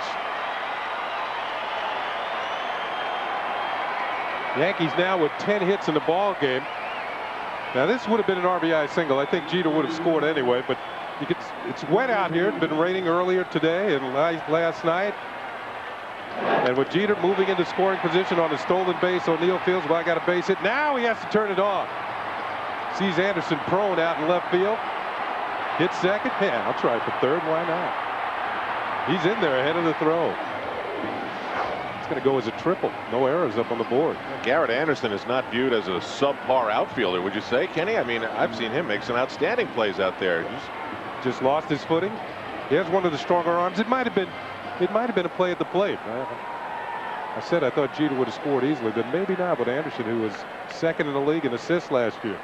Here's another look at it. Watch the feet go out from underneath him. Look like there's a flag on the play. The ball goes all the way to the wall. A lot of misting rain overnight and this morning. Field's probably a little slippery. And as it gets brighter, Bernie Williams has his shades on. That's the 130 to Schenectady. I think it's the Chicago flight. O'Neill at third, coming through with a 2-out base hit. Clutch, clutch, clutch. Tony Williams hitting .325. Haven't seen his power yet. No home runs and 5 RBIs. David Wells has a nice cushion to play with as he keeps his pitching hand wrapped up.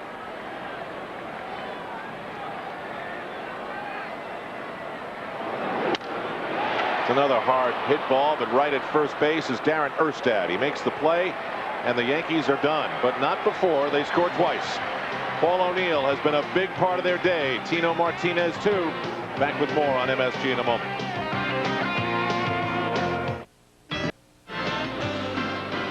New York Yankees baseball is brought to you in part by MCI. Is this a great time or what? Birds, plants, and other stuff alongside the Grand Central Parkway over there. We're in Queens. Al Troutwig along with Jim Cott. Yankees up 5-0 in this big day for baseball in Queens. 10 hits better than 1, and David Wells, Jim Cott, has a nice cushion to just continue to throw the way he's throwing. Hard, aggressive. You can tell he is much more ready to pitch today than Ken Hill. Yeah, I watched the Angels today. It's been a frustrating couple of days for them. They're kind of sitting around their clubhouse. There was no batting practice, and you can tell in their play they're a little flat. But the Yankees, and particularly Wells, after the long layoff, is very sharp. Cecil Fielder hearing the boos. You don't say I want to be traded from the Yankees and endear yourself to Yankee fans. No.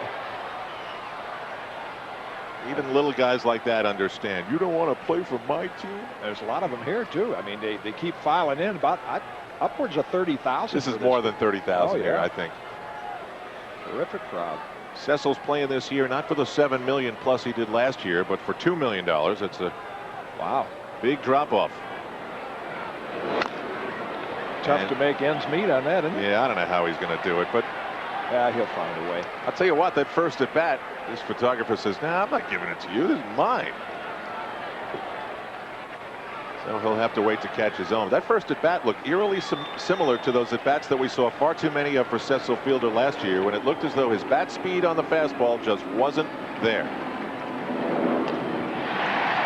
Wasn't there. David Wells strikes him out for a second time. Well, we talked about a lot of people who've done a lot of extra effort to make this day of baseball possible. One of the people we spoke to is the man who's in charge of Shea Stadium, Kevin McCarthy. Give me a sense of some of the little things that people might not realize that have gone into making this possible. The space in between the two games, the cleanup of the stadium for the second game, the traffic clearing out, the parking problems. But it's been working out fine so far. What's been the most difficult part? Helping the fans out with their Yankee tickets, because we don't have exact locations for them here. We're accommodating them as much as we can, but But Yankee fans are smart enough to pull this off, right? Yankee fans are great so far. Kevin is the least annoying of the two McCarthy brothers that we know well. Mike McCarthy is the executive producer of MSG and Fox Sports New York. And I got my marching orders early. Don't go on the grass. Don't step on the grass. Don't go near the grass. And of course, their dad was the legendary Johnny McCarthy, who was just such a big part of the Lindsey Nelson, Ralph Kiner broadcasts in the 60s and 70s. When it rained, here comes the Johnny McCarthy ground crew. So Kevin's the most successful of the McCarthy brothers, and we thank him for his time in helping explain how this day got pulled off.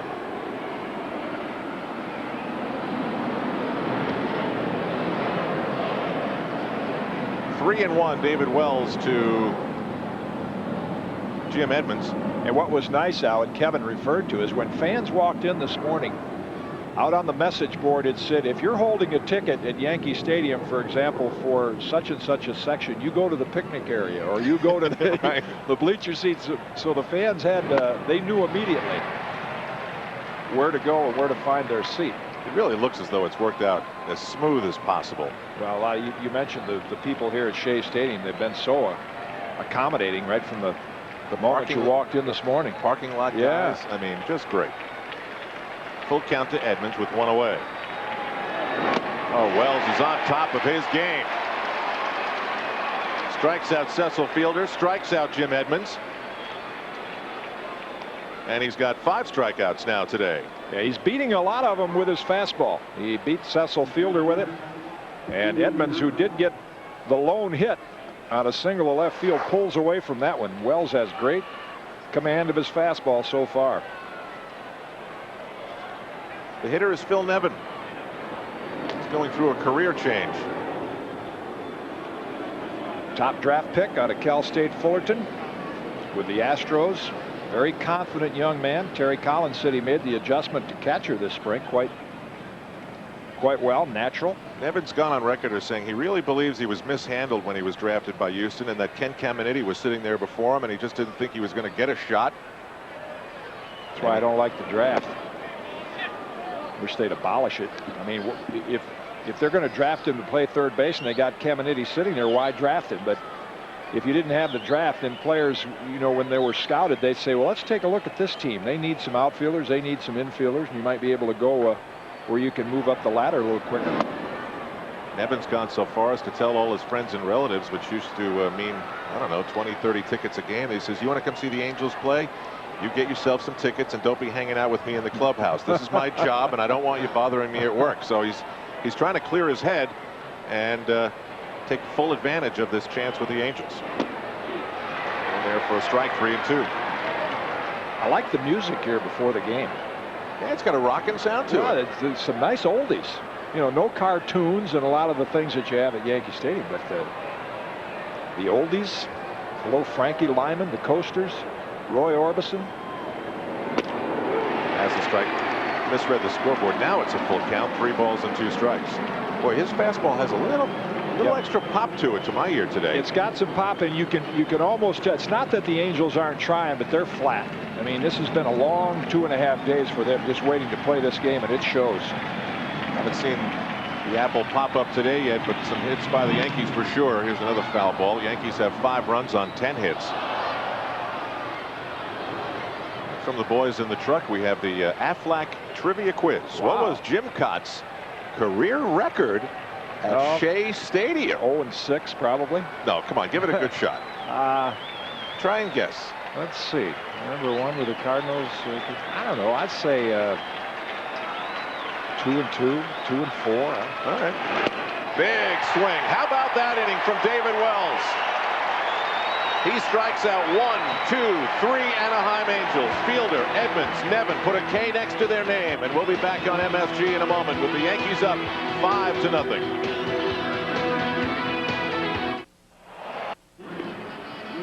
Yankees Angels today, Mets and Cubs by night. 5-0 Bombers here at Shea Stadium in Flushing, and look at the crowd that's come out today underneath cloudy skies. Now tonight the Islanders and Rangers collide at the Garden, 7:30 on MSG. Meanwhile, the Nets take on the Hornets at 7:30 on Fox Sports New York 2. Brodeur faces Hasek when the Devils host the Sabres on Fox Sports New York 3. Tomorrow, the Islanders skate against the Lightning, a 7:30 start on Fox Sports New York, while LJ and the Knicks hit the hardwood against the Raptors on MSG. It's all coming up this week. Be sure to check your local listings. And there is Bob Shepard, 48 years of introducing the New York Yankees. And finally, he's got a new venue to go with Yankee Stadium and Giant Stadium and now Shea. Put it on his resume. Tino Martinez hitting .317. Omar Olivares is the pitcher for the Angels, but I guess Shepard was here at Shea. You know, I came to a couple of games in the 70s when the Yankees were here. He had to come along. Sure, for that. yeah, he would have done the PA during '74 and '75. High pop up, Nevin. 1 away.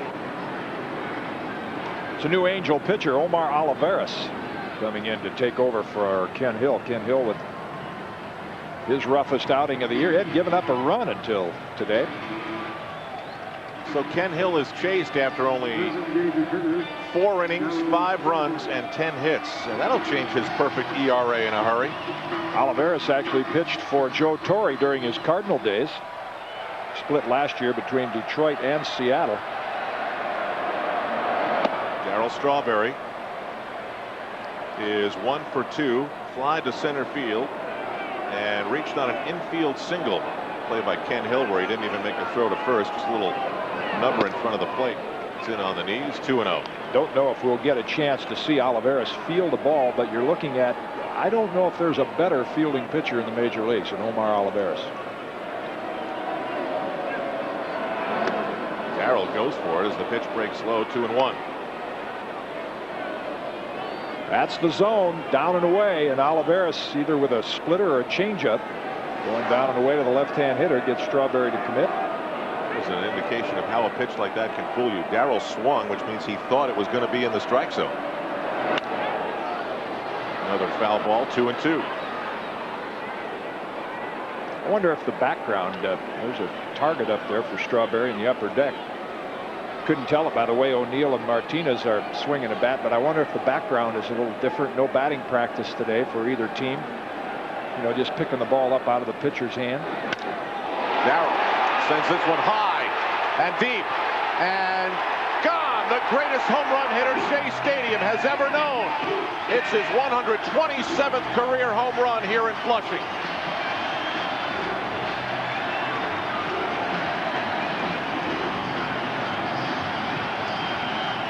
Whoops, stop it right there. There's no NY in that apple. But the intention was good as Darryl Strawberry raises the apple and gets the fans to rise from their seats. There are very few hitters that can drive the ball to the opposite field. Willie Stargell's name comes to mind. But that's the difficulty of pitching against a hitter like Strawberry. Is even on a pitch out away, you know, most hitters that might be a little bit of a fly ball. They want him to come out. And he does.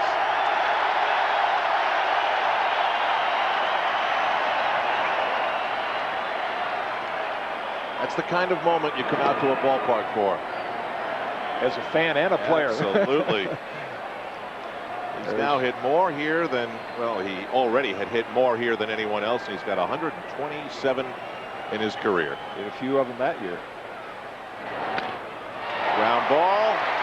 That gets through, and Chad Curtis has his first hit of the day. Darryl Strawberry to the opposite field, showing tremendous power. Yeah, look at Nevin's glove, the way he's going to reach. So see, it's out away. Now, a lot of left-hand hitters can hit line drives out that way, or maybe long fly balls, but to drive it, I mean, he drove that to the opposite field like a right-hand hitter pulling the ball. Now they hit the button to raise the apple, and then it got to the logo, and they went, whoops. Yeah, wrong team. A few more hours before they want that one to pop up. Now, we would have all been really impressed if they had gone over the Mets logo with an NY, you know, in time to get that happening. Jorge Posada flied to center field and doubled in the fourth. Later scored a run. It's all Yankees so far here today.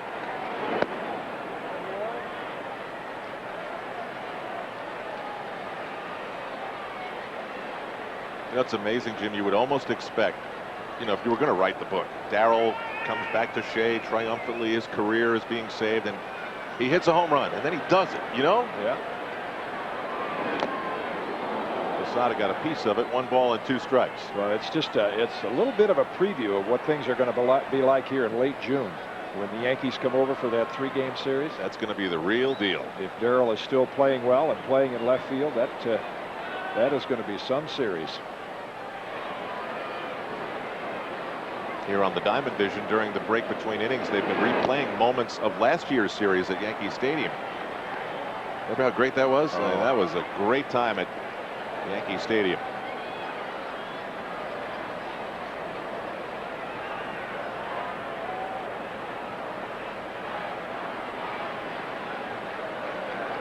It's the only game in progress right now in baseball. On the big scoreboard here at Shea, Jorge Posada is struck out by Omar Olivares.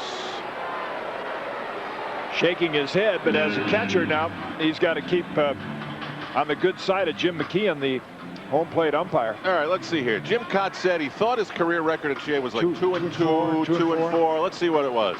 2-2. Yeah. 2-2. One. I remember the first win had to be against the Yankees in '74. I think Bobby Bonds made the last out, and then when Whitey Herzog took over the Cardinals, I'd been pitching in relief. He said, "Have you started lately?" I was 41 or 42. I said, "No." He said, "Well, why don't you start and give us a few innings?" And I ended up pitching 10 innings, and Kenny Reitz had a solo homer off Neil Allen to win it 1-0. How about that?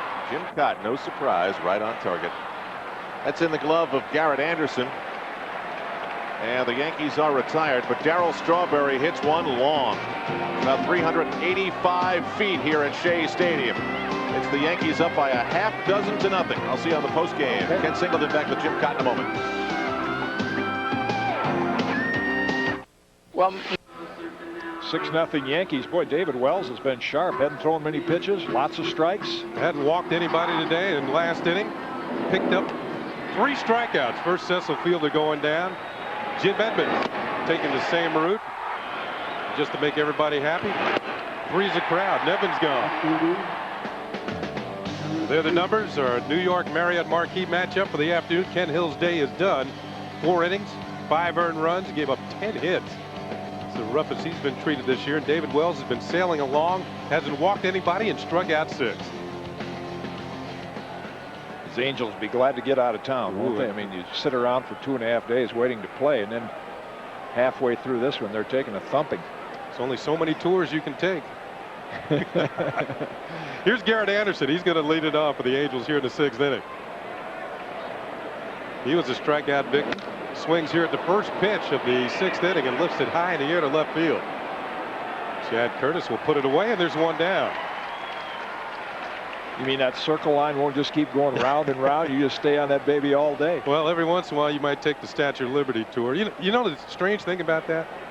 That people that live in New York, all the years I lived here, for 19 years I lived here, only went to the Statue of Liberty once. You know, that's the sort of thing that native New Yorkers don't do, but the tourists, they come to see it. Yeah. It's like growing up as a kid in southwestern Michigan where the Tulip Festival, a Dutch settlement. I never went to the Tulip Festival. People from out of town would come in and go. Here's Paco Martin, who grounded out to short. David Wells has allowed just 1 hit. First pitch misses inside for a ball. He has been fantastic. He has faced the minimum amount of batters following the base hit by Edmonds in the 2nd inning. The Yankees turned a double play on Phil Nevin. So it's a lot of pitching from the windup today for David Wells. There's a call strike. Jim McKean, the veteran umpire, 26 years in the American League. Played in the Canadian Football League. As we look at some of the signs I used to follow when I was driving around, my first driver's license.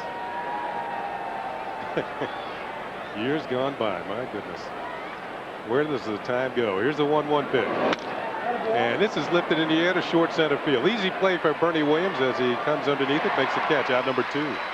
So when you were a kid, you took the subway, and then when you got your license, you actually drove out here? Oh, big time. You know, really? Hey, you can bring all your friends. Had a date, sure. Yeah, well, not all the time. I wanted to see the game.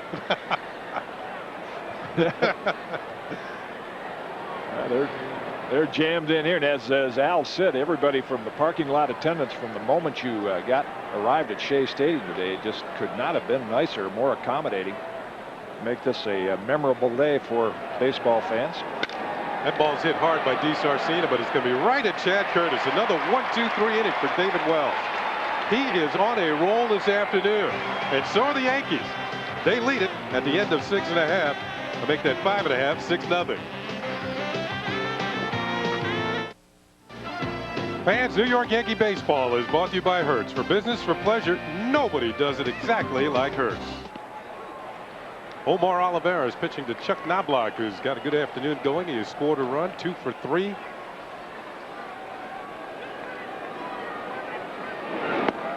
Pitch misses.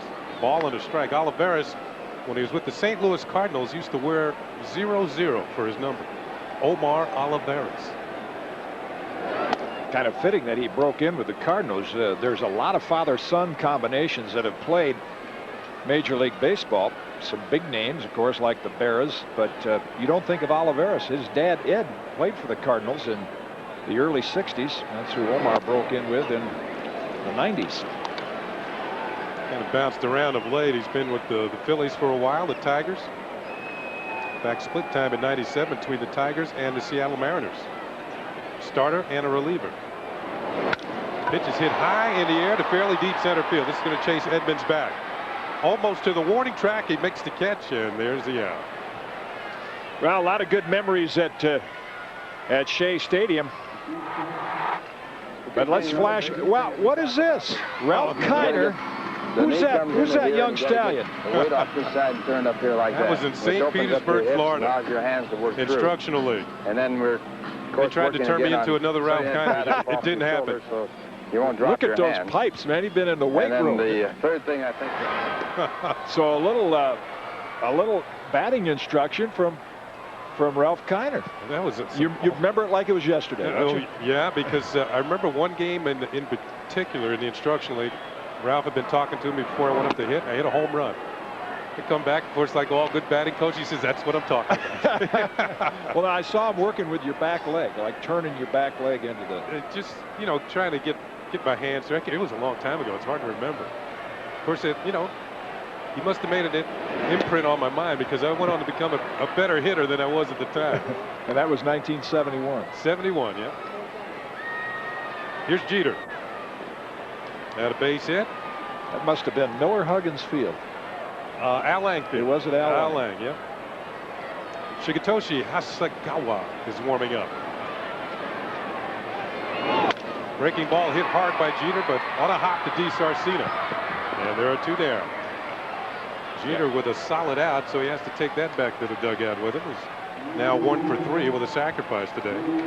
Now with the days off, Terry Collins probably going to run some of his bullpen pitchers out there for an inning apiece.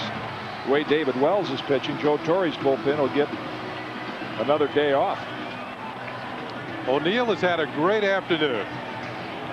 He is a home run away from the cycle. A single, a double, and a triple. See, if you looked at, now we're talking about Cecil Fielder and his slow start and talk about hitting in general, just zero in on Paul O'Neill's hand action. His hands don't move up and down a lot. There's some action, but watch, they stay in just about the same place around his shoulders. And that's why I think, you tell me from a hitter standpoint, he's always in the ready position. Instead of having him drop down, then you got to go back up. There's just too much wasted movement. That's just a perfect swing, perfect hitting position. The least amount of time it takes to get the bat through the zone. That's what you need. Ball is hit high in the air. He was just underneath it. This should be the third out of the inning, and it's going to be Edmonds who puts it away. So the Yankees go quietly. Only the second time today they've gone 1-2-3. Omar Olivares does the job. We've played 6 full here at Shea Stadium, and it's been all Yankees, 6-0. Fox Sports News. Well, the Bronx Bombers have been doing it up in Queens today. They lead the Angels 6-0. Good look at David Cone. Of course, David Cone has a lot of good memories about Shea Stadium. This is where he began his major league career.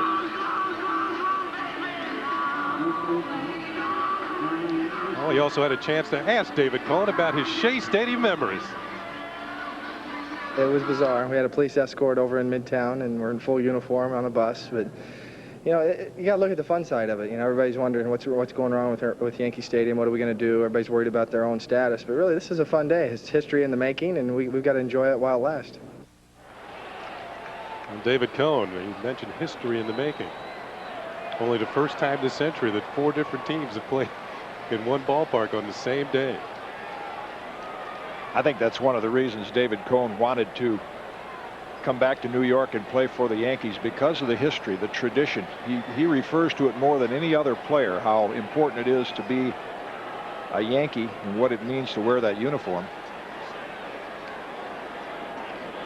He's very interested in the history of the game as Darren Ernstad leads off. I sit down and talk to David, and he wants to know all about Jim Palmer. What was Jim Palmer like? A great pitcher like Jim. And that's good to hear. Unfortunately, during the baseball season, when they have the Hall of Fame induction, there's 2 teams that go up there to play. There's no really time off where players can go to Cooperstown. Every player should take an opportunity to go to Cooperstown, New York. They've got a little piece of Posada there.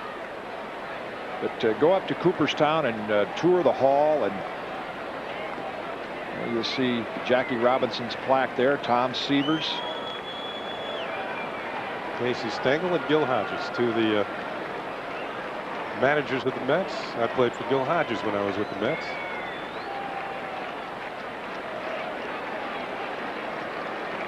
Oh, 0-2 the count. Wells has been sailing along. Pitches pop foul, and this should make it to the seats. Lozado over for a look, but that's all he's going to get. Now, when you see David Wells pitching a good game and that box score tells you how good it is, you can bet one thing. He has excellent command of his fastball, and he has a good fastball. His whole game revolves around that. He usually gets a lot of fly ball outs. Today he has a little higher number of strikeouts than he usually does. Scoreboard tells it all. It's been all Yankees. Only one hit for the Angels that came in the second inning by Jim Edmonds.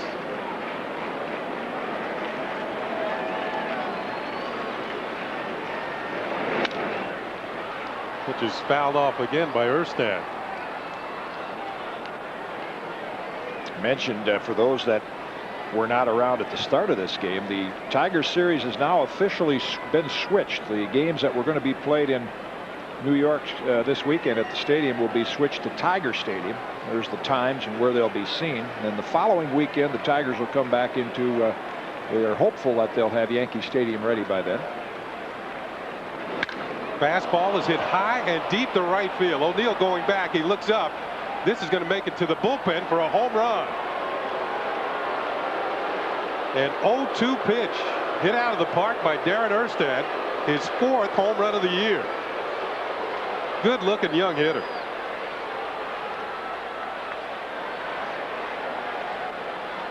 You can see why Terry Collins feels that eventually he'll be batting 3rd in the order. Yeah, get used to seeing this. A lot like Paul O'Neill, those hands stayed in the ready position, and on an inside fastball he was able to turn on it.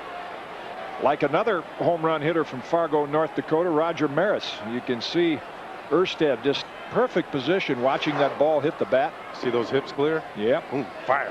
And head movement. No head movement on that. You got Rick Helling, the late Roger Maris, and Darren Erstad. Darren still lives back there in Fargo. The only 3 big leaguers from that part of the country. Dave Hollins will step in. Grounded out and struck out on the afternoon. Takes a curveball in for a call strike.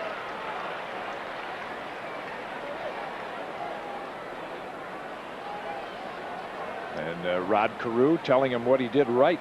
Rodney's saying, yeah, I got over 3,000 hits, but I don't know that I hit that many that hard and that far. More of a singles hitter. Ball hit hard. Jeter stays with it. Nice pick. Plenty of time to throw out Hollins. You got to have the quick hands. Boy, and you have to anticipate. We've said it before, baseball is a nice leisurely paced game, but things happen so fast down on that field, and this is how fast this ball got to Derek Jeter. That is a sensational play. Just the reactions, because it hopped from the ground up over his shoulder. Almost took him out in the left center field. Here is Salmon. Foul tip. You talked earlier in the game about Derek Jeter's maturity, and that play points up. Even though Derek is not off to as good a start with the bat as he's like to be, you'll never see him alter his personality or his approach to the game. And a lot of guys carry that out in the field with them. They get caught back on their heels. They'll make an error or two here and there. Hasn't happened to Jeter. Hadn't made an error all year. Pitches outside for a ball. Tim Salmon at the plate. There's Chili Davis. Last Sunday, Tim Salmon passed Chili Davis on the Angels all-time home run list. Salmon is now in 2nd place, trailing only Brian Downing, who had 222 home runs as an Angel. Kind of a disappointing start so far for Chili, coming over to the Yankees with high hopes of being a part of a winning team. And he's going to be, I think he's going to have to sit and watch a lot of this season, because the indications are he may have to have surgery on that injured ankle.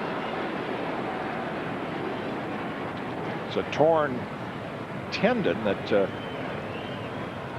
he injured on the West Coast, but doctors seem to feel it's an old injury that just resurfaced. And the Yankees are very fortunate to be so deep. I mean, here you have Tim Raines on the bench that isn't even seeing any playing time yet. And of course, Strawberry off to a great start. Chad Curtis. There's Rock. And there's Darrell, who was the all-time home run leader here at Shea Stadium. Added another one as Salmon strikes out. That's strikeout number 7 for David Wells. He still has not had to pitch from the stretch except for one time, and what an outstanding curveball. I don't know how David Wells would rate his stuff today, but from up here, the way the curveball is breaking and the sharpness of the fastball, I'd have to say it's pretty close to a 10. And he's throwing the ball just about where he wants to, too. Yeah, look right there. That ball looks like it's going to be about shoulder high. It ends up down near the dirt.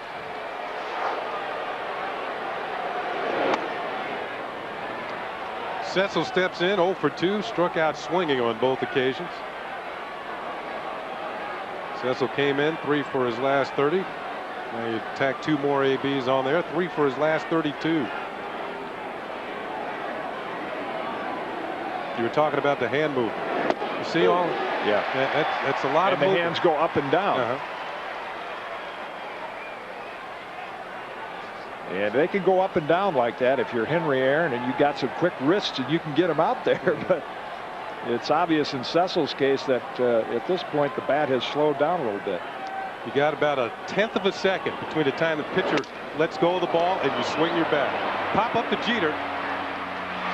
Wells gives up the home run to Darren Erstad, but that's it this inning. The Angels are on the board, but through 6 1/2, the Yankees have the lead at 6-1.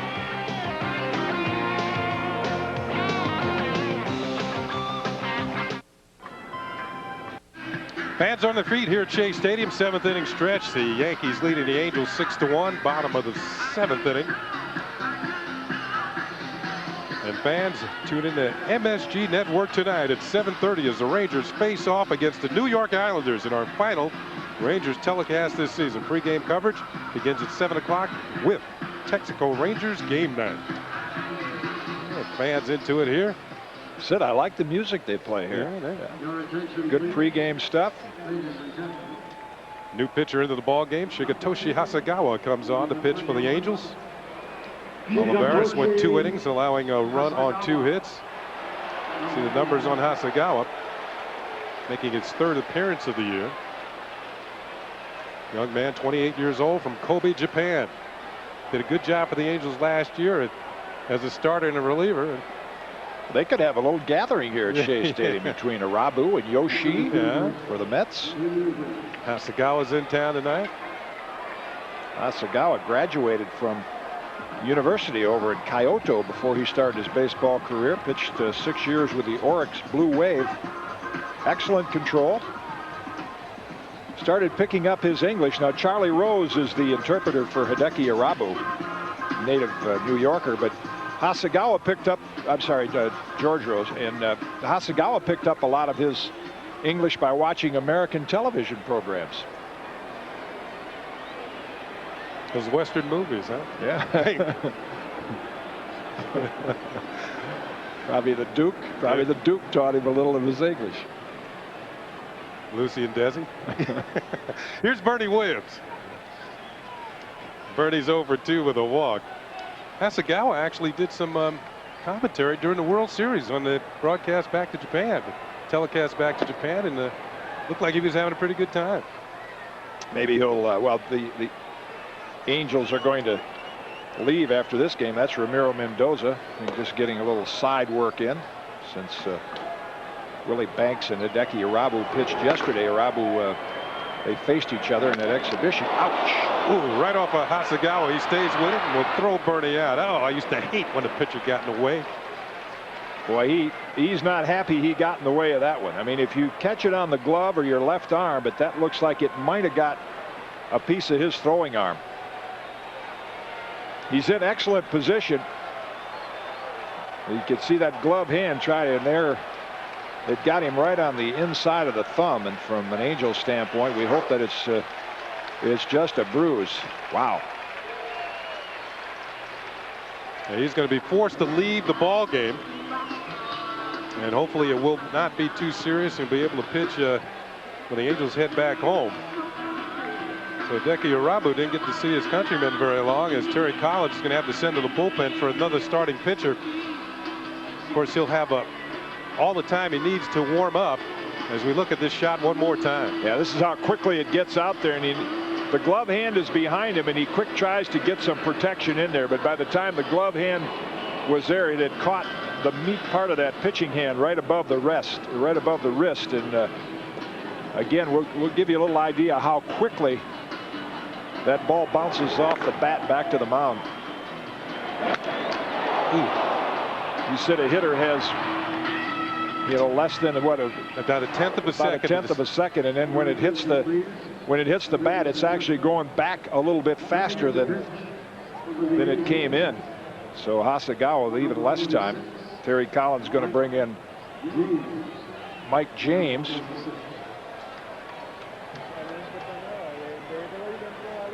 Got another look at it, and from this angle you could see, yeah, it did get him in the bare hand first. He stays with it and will throw Bernie out, but Hasegawa now back in the clubhouse getting guys down. Manager Terry Collins, who's done a good job with these Angels. Collins' first 3 years in the major leagues, his ball clubs have had winning records. As Mike James warms up, we'll be back with the rest of the bottom of the 7th inning.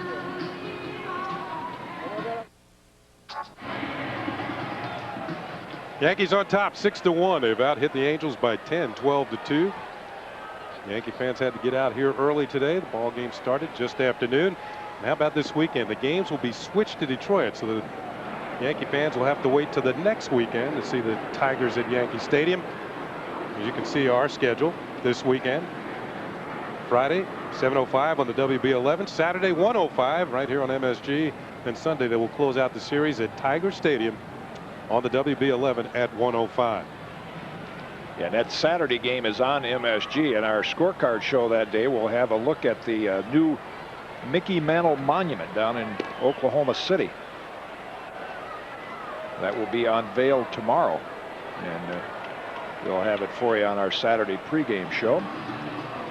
Yeah, they used to play here, those Jets, back at Joe Willie's day.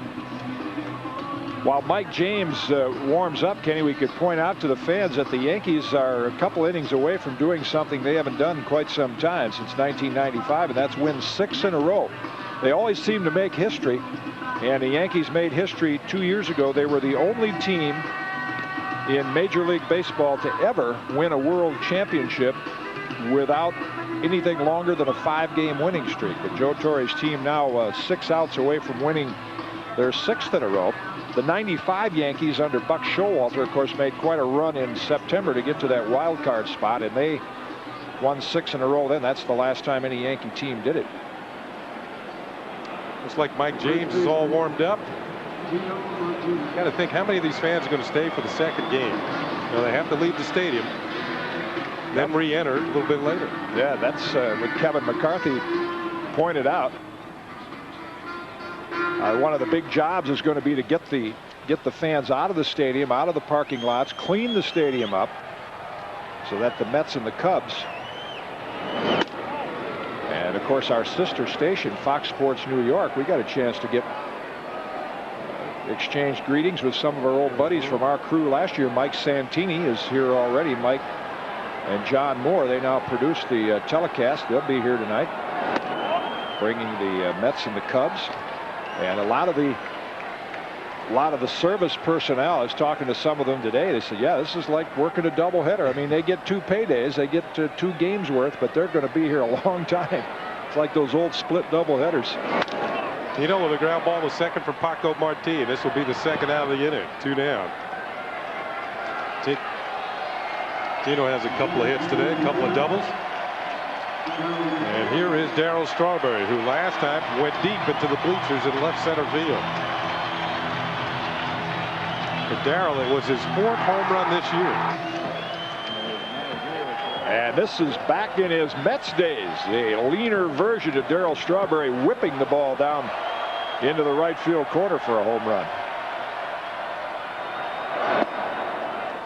Misses inside for a ball. And then just in the 5th inning this afternoon. That went out away from him and drove it the opposite way.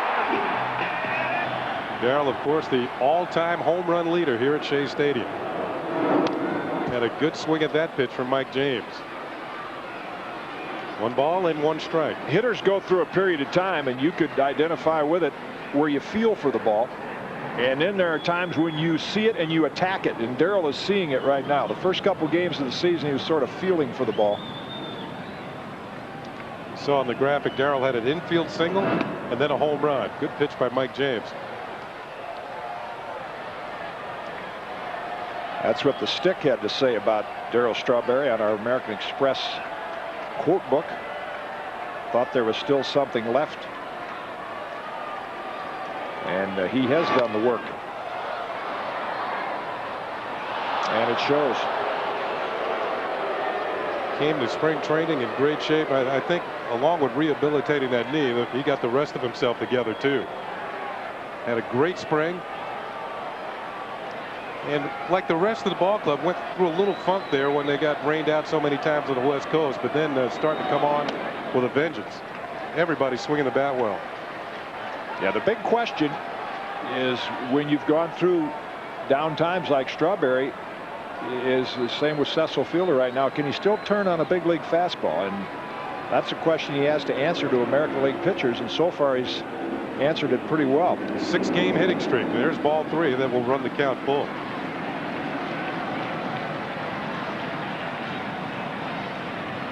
Chad Curtis is on deck.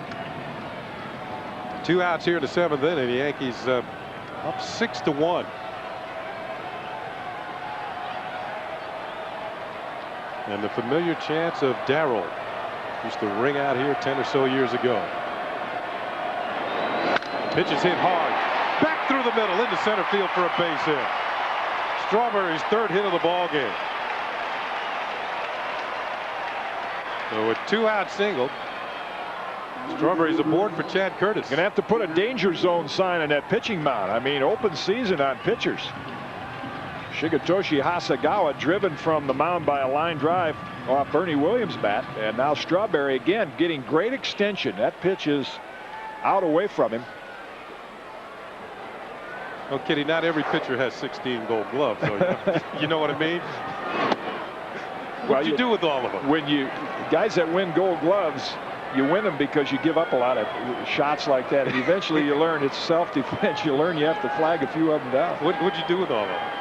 I've given most of them away. Got a couple. I got the first one and the last one.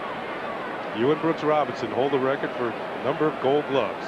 Brooks has 16. I was fortunate. When I was a kid, my hero was Bobby Shantz, who was probably the greatest fielding pitcher in the history of the game, and I mimicked him. And you see that with athletes. Successful athletes will mimic players that played before them, pattern themselves after. Pitch is grounded toward short. Tough hop for DeSarcina. Stays with it and throws out Curtis. And the Yankees are retired here in the 7th inning. They pick up a hit against Mike James, and they leave Darryl Strawberry on. David Wells would take to the hill with a 5-run lead as we head to the 8th inning.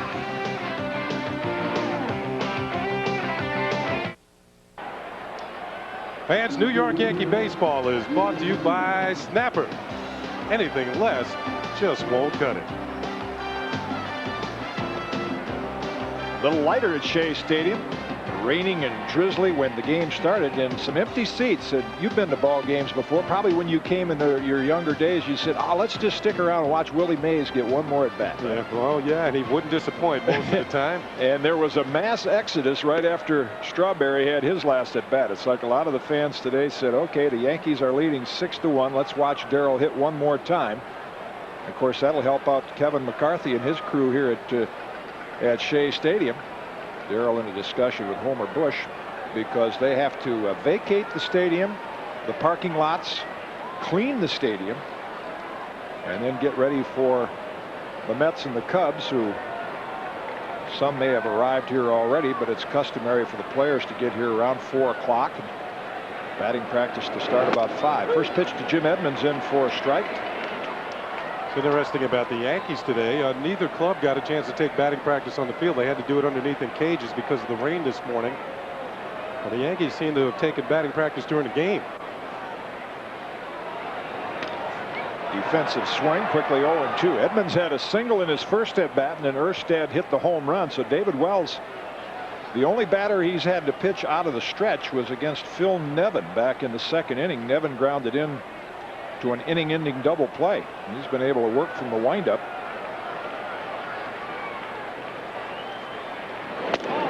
just off the edge. 1-2.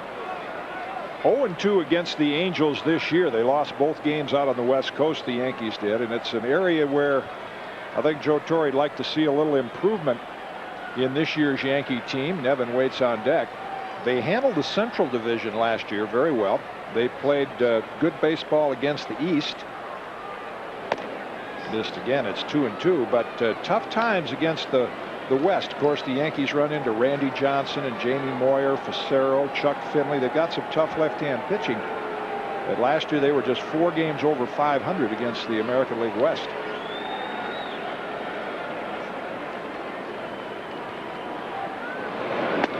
Breaking ball. Wells not happy as he was ahead of Edmonds 0-2 and has now seen the count go full. Well, to Edmonds' credit, he didn't chase any close pitches. Tried to drop a breaking ball in, and now the count is full.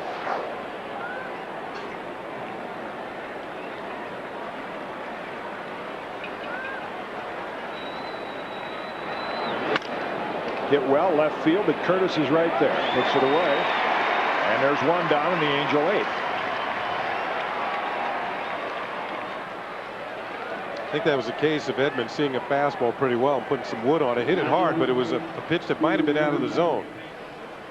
Wow, it looks, I mean, the sun, looks like the sun is actually peeking through a little bit here at Shea Stadium, which will help dry the field out a little bit and make it in better condition too for the Mets and Cubs tonight.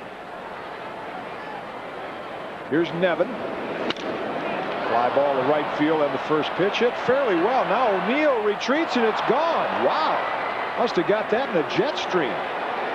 Phil Nevin to the opposite field for his second home run of the year, and it's 6-2 Yankees. That got out quickly.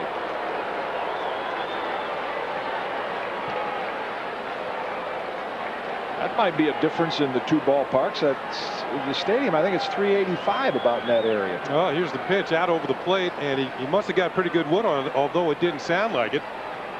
And this is against the traffic to the opposite field for a home run for Phil Nevin. Boy, that was a fooler. At least it fooled me. I mean, you can usually tell by the sound and the trajectory, and that just looked like of course he's strong. If you walk around major league clubhouses these days, Mel just giving David Wells a little breather, a little time for the bullpen to get ready, but you walk around major league clubhouses this day, you'll think you're in the NFL clubhouses. I mean, these guys are pumping the iron. They're bigger and stronger.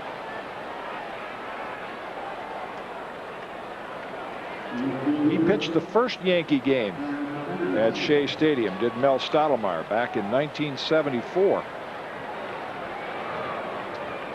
Garrett Anderson takes high for a ball.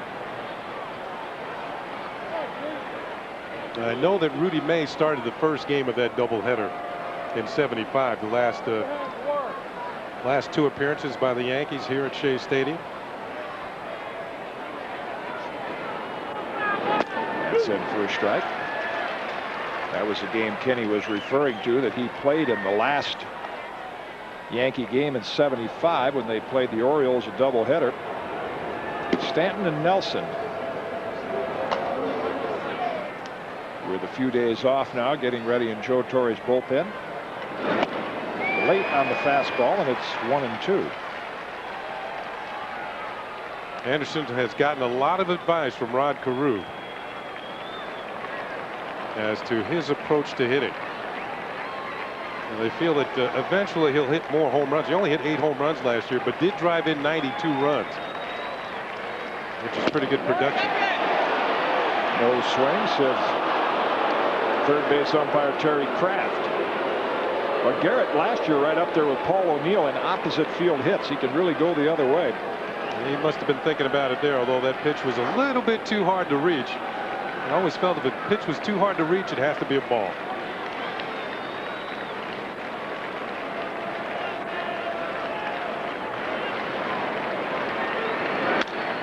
Popped up left side. Curtis near the line, appears to have it measured, and Chad puts it away. That's the second out of the Angel 8th.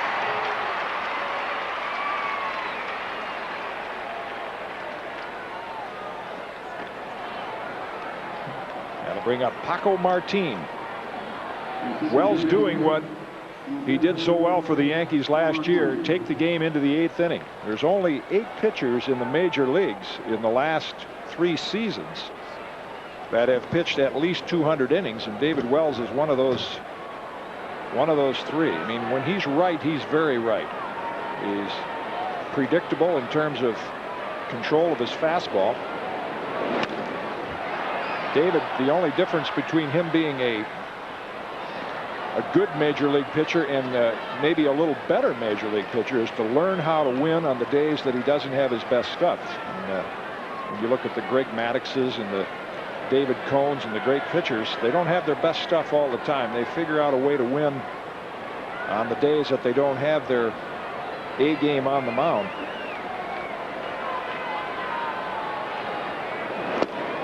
Late swing by Martin, and it's 0-2. Wells consistently ahead of the hitters all day long. A lot of first pitch strikes. This one kind of drops off the table, maybe even out of the strike zone, but Martin is not the type of guy who's going to take many pitches. Hasn't walked all year. He's had 36 at-bats.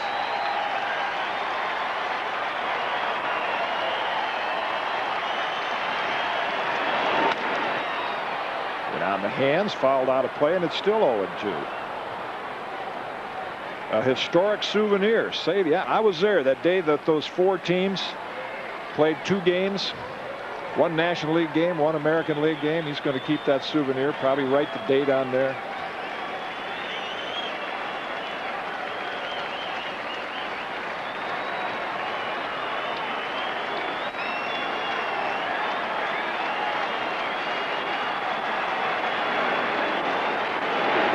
Struck him out. 8th strikeout of the game for Wells. Surrenders the solo homer to Phil Nevin. Going to the bottom of the 8th, the Yankees lead it 6-2. At nobody. This has been a presentation of Madison Square Garden Productions Incorporated through the facilities of Hughes Television Network on Madison Square Garden Network.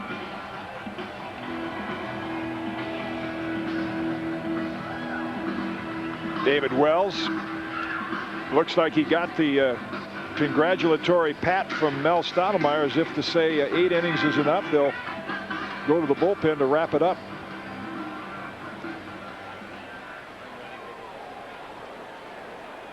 Mike James still on for his. Looks like Darren Holmes is going to come in to try to close this one out. Posada, first pitch swinging, straightaway center field. Edmonds is right there. And there's one down. Reminder, this copyrighted telecast authorized under rights granted by the New York Yankees solely for the private non-commercial use of our audience. Any publications, reproduction, retransmission, other use of the pictures, descriptions, and accounts of this game without the express written consent of the Yankees and Madison Square Garden strictly prohibited. Dale Swaim got the start at 3rd today, looking for his first hit. Popped out all 3 times. And that's in for a strike. It's an inning away from concluding a very historic day here in New York baseball. Yankees and Angels at Shea Stadium this afternoon, and then the Mets and the Cubs tonight. First time this century that that's ever happened. That's inside for a ball. And again, a reminder that the weekend series with the Tigers has been switched. The Yankees will probably take off sometime tomorrow for Detroit. They will play the Tigers in Detroit this weekend. That's in for a strike, 1-2. And then the following weekend, there's your television schedule. 7 o'clock on WB11 and 1 o'clock MSG. Our pregame show will feature the unveiling of the Mickey Mantle Monument in Oklahoma City. And then back on WB11 at 1 o'clock on Sunday. Low, 2-2. And then the following weekend, when the Yankees were scheduled to play in Detroit, the Tigers will come, everyone hopes, back to Yankee Stadium. It will be safe for the fans to enter then. We don't have any official word on that yet, but that's what they're hopeful of. And game times have not been announced yet for that weekend series. Full count to Swaim with 1 down here in the Yankee 8th.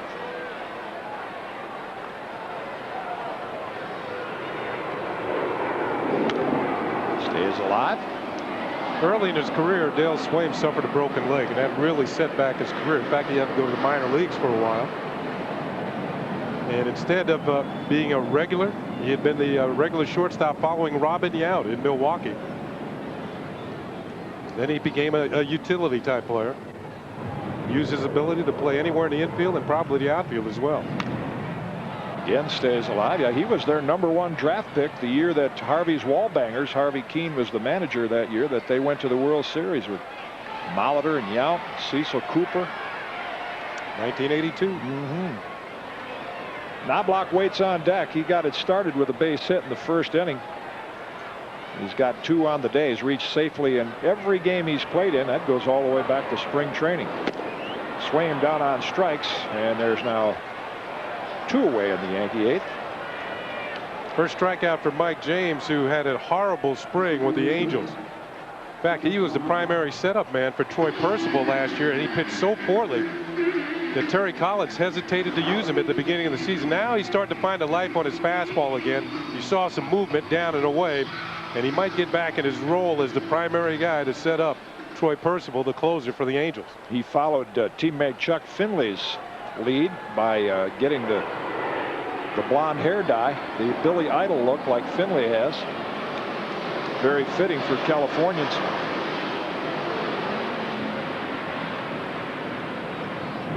Pitch to Knobloch inside for a ball. So that little tail on the fastball running on the hands of Knobloch during spring training. Neither the velocity or the movement was on the fastball of Mike James, and he was just getting hit hard. Had an ERA over 10. 2-0. Well, if Knobloch and Jeter could find a way to get on base, Paul O'Neill would get one more crack at the cycle. Singled in his first at bat, then doubled, then tripled. And he's ready. Bat in hand. 3-0. Be an interesting 9th inning. The Yankees with what you would assume a comfortable 4-2 lead. But the one guy who, by his own admission, is not pitched up to expectations is Darren Holmes, and he's going to get a chance to come in and pitch the 9th inning. With the principal owner sitting about 10 feet from the Yankee dugout, who has put a little extra heat on him, saying that the young man from Colorado has to start contributing. There's George Steinbrenner along with Mayor Giuliani.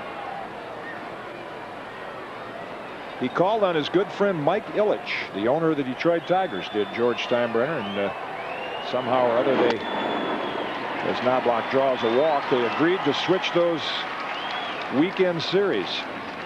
That's going to create, I'm sure, a problem for Detroit ticket holders too. I mean, you can imagine sitting back there in Michigan if you were going to come see the Yankees next weekend. Now all of a sudden you've got to change your plans and figure out a way to make it happen this weekend. Yeah, what if you're going to take Aunt Minnie to the ballpark on her birthday? You know, and all of a sudden can't change her birthday. No, you can't.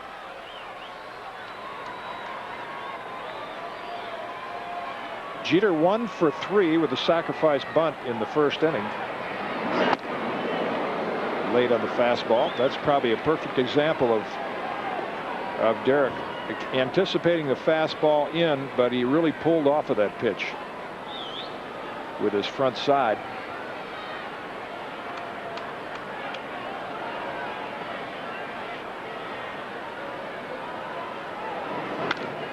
Oh, and 2. When I was hitting, I didn't like the fastball in either. That was my weakness. But what I would do early in the series, a 3-game series, I would look exclusively for that pitch first 2 times up. And I'd try and hit it hard. If I pulled it foul, it's okay. I just wanted to hit it hard. It would get the pitchers thinking maybe he's looking in there, we'll move it away. Just to show the pitchers that you could turn at it. Well, they're heading back to the subway stop there at Willets Point. You can see the traffic beginning to leave the parking lot here at Shea. Just missed 1 and 2. The same is true from a pitcher's standpoint, Kenny. Even though if you're not a particularly hard thrower, and I wasn't, always tried to rear back and muscle up on a high fastball occasionally, just to show a hitter that you might have a little bit extra on the ball, just to put that thought in his mind. Knobloch was thinking about going and just got back in time. The Yankees with I guess you could call it a comfortable 4-run lead, but You make it that 5th run. You get that 5th run and put it up on the board there and give yourself a 5-run lead. That eliminates a grand slam tying the game. Yeah, managers point to that late in the game. They like to expand that lead if they can and get it to 5. Knobloch is off. Nevin's throw is a little bit high, but he gets in anyway. So Knobloch gunned down, stealing by Angel catcher Phil Nevin. And we're heading to the 9th. Darren Holmes appears to be ready to come on and wrap it up. We'll be back with it on MSG after this.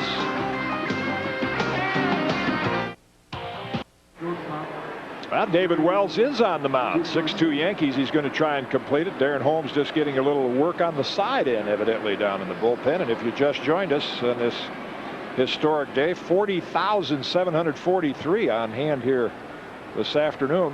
And it's been a lot of Yankee offense, including Dodge drive of the day. Darryl Strawberry in the 5th inning. A solo home run to left center field. Strawberry is the all-time home run leader here at Shea Stadium. That was his 127th home run in this ballpark. Also with a little defense. Let's take a look at our Hoover pickup of the game. Wells has been sharp, getting ahead of hitters all day long, but it took a little defense. This by Bernie Williams earlier in the ball game. That's our Hoover pickup of the game. That off the bat of Paco Martin back in the 6th inning, and DeSarcina takes ball 1. DeSarcina's hit 23 career home runs, 2 of them off David Wells. And these are the situations. I bet you the way games where Wells is way ahead. So they got the 9th place hitter up. I'll just shoot one in here, see what happens. High ball hitter, high ball pitcher. Yeah. Ball's behind now, 2-0.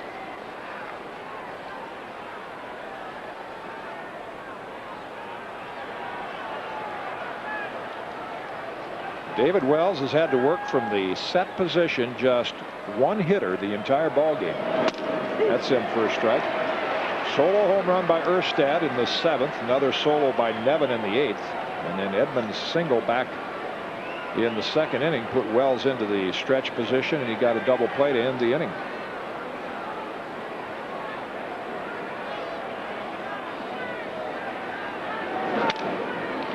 Fouled out of play down the right side. This will reach the seats, and the count is even at 2-2. So it appears that Kevin McCarthy and his crew here at Shea Stadium will have, at least barring a comeback by the Angels, they will have ample time.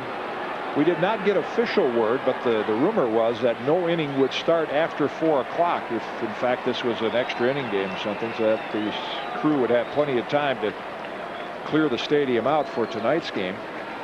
But what a remarkable crowd at the last minute to switch the venue and have 40,000. Of course, many that held tickets to Monday and Tuesday's games, those were honored.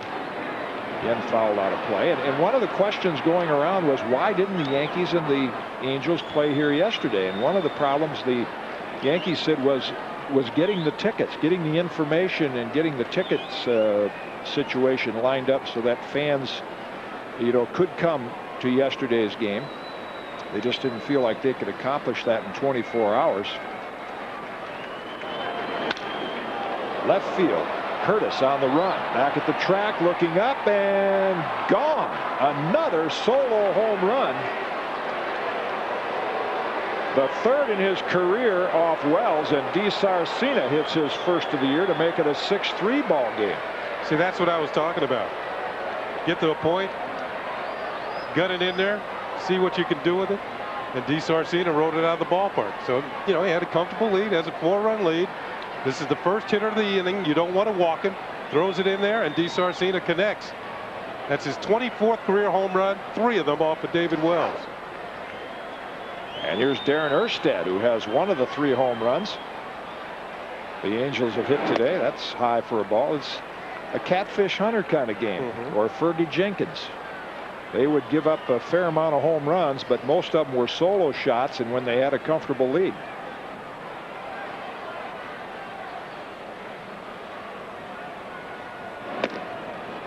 Two and 0.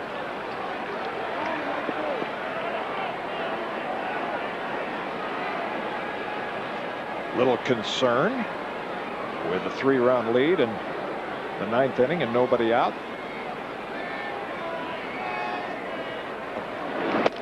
Now 3-0.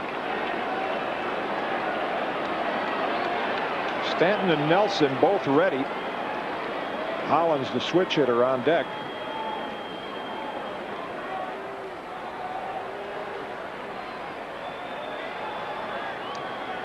David Wells has thrown 108 pitches.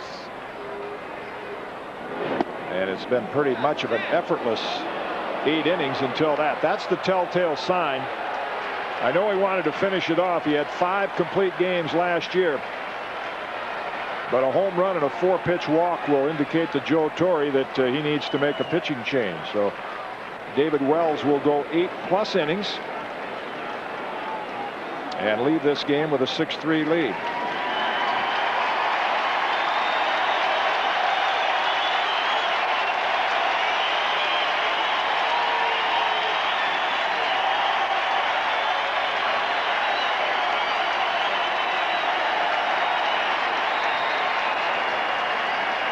Those are the left of our left of the 40,000 plus appreciate his effort, as do his teammates.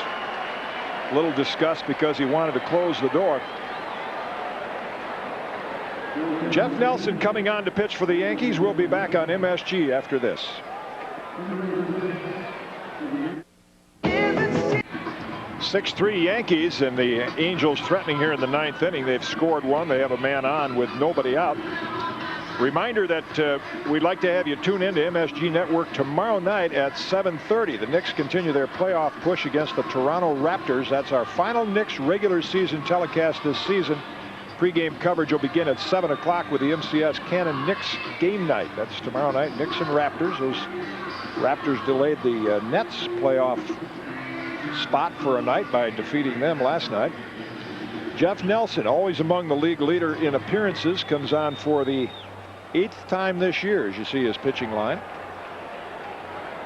77 times out of the pen last year for the Yankees, one of the busiest relievers in the league.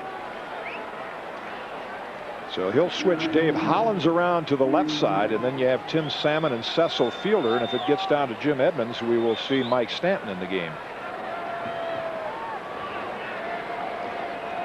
Hollins 0 for 3 against Wells with a strikeout.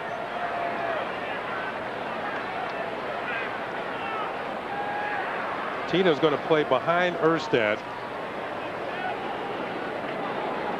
even with all that speed over at first base. Hit for a strike. That's his line today, and career-wise against Jeff Nelson. Hollins still looking for his first hit. He's 0 for 5. On the run. Grounded towards second. This will eliminate the double play. Knobloch's only play to first.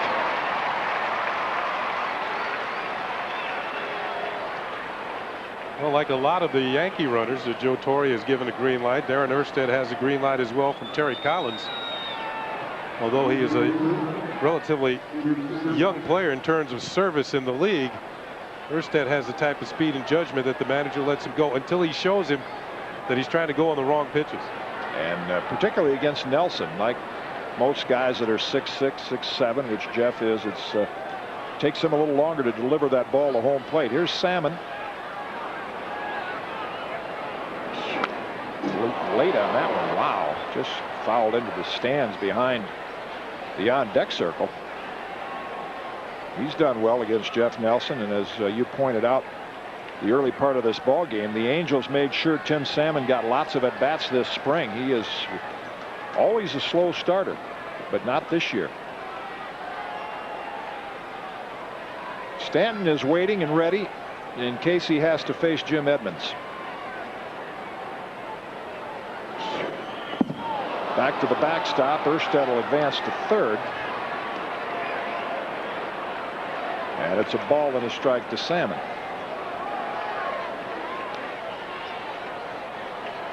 Not much chance for Posada on that pitch. It's one of those games, if you're Joe Torre, you can see the shot of him on the bench.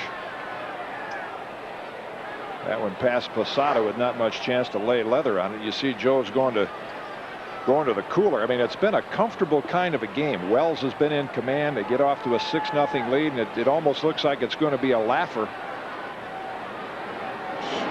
Ground foul, and it's 1-2, and yet you get to that 9th inning and you look up for that solo home run. You say, wow, one more base runner. They've got the tie and run at the plate, and the heart of their lineup coming up.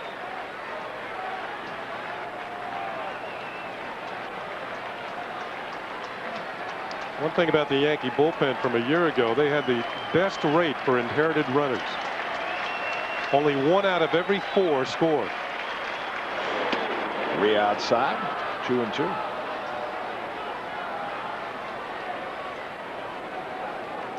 That becomes a team thing. The bullpen, a team within a team, is that, well, you hate coming in and giving up somebody else's runs. That's the worst feeling in the world for a relief pitcher. Erstad is Wells' responsibility. Popped up right side. Appears to be playable. Tino Martinez in foul territory will make the grab. And quickly gets it into Posada to hold Erstad at third. So the Yankees now 1 out away from winning their 6th in a row. Tino makes a nice play here. Watch him 360 and fire to the plate. One hop, Posada knocks it down. Erstad didn't even tag up. So not since 1995, when they made that September push to get a wild card spot, not since then has a Yankee team won 6 in a row. And they're 1 out away from doing it right now, and they'll try to get out their former teammate Cecil Fielder. Strike 1.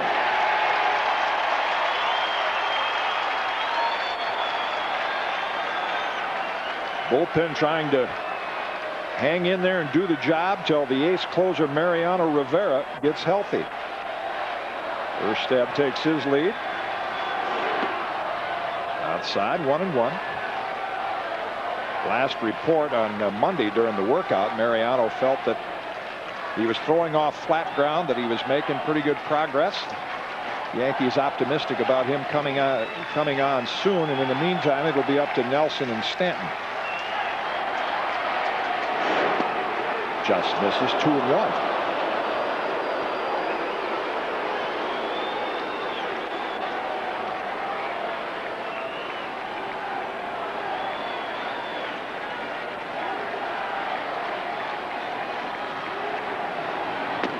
Off the edge now, 3-1. All breaking balls to Cecil Fielder. And one more wide one, and Joe Torre will have to go to his bullpen again with the left-hand hitting Jim Edmonds waiting on deck. That's a key hitter for Jeff Nelson. He could pick up the save himself here. And it looks like he did. Popped up in the infield. Knobloch makes the call and the catch, and the Yankees have won their 6th in a row. Jeff Nelson saves it for David Wells. Happy Yankee fans. 40,000 plus were here this afternoon to see the Yankees defeat the Angels in Shea Stadium 6-3. Big day for Paul O'Neill and Tino Martinez. Darryl Strawberry with his 4th home run. Yankees played flawlessly in the field. They've only committed 4 errors all year. So it was worth the wait for the Yankees after the 2 postponements at Yankee Stadium. They pick up a win on what will be the last game of this homestand, because the weekend series will be in Detroit. Darryl Strawberry with his 127th career home run at Shea Stadium. David Wells wins it. Lots more to talk about here on our post-game show. Yankees win it 6-3 at Shea Stadium. Back after this on this historic day in Yankee baseball history.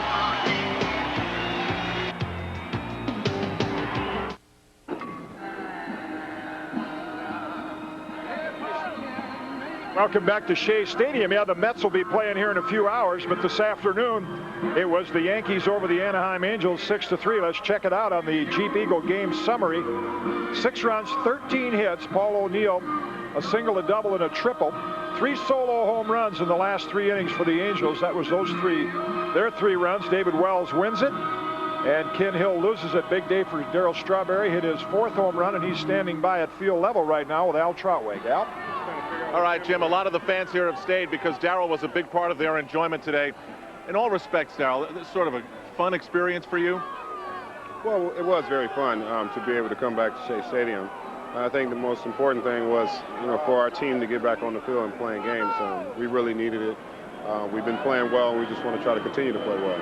Yankees in a strange situation at Shea Stadium. If you were to write the story, you'd say, you know what, Darryl comes back to Flushing and hits a home run, and that's exactly what you did, going to the opposite field with a lot of power. What did you hit?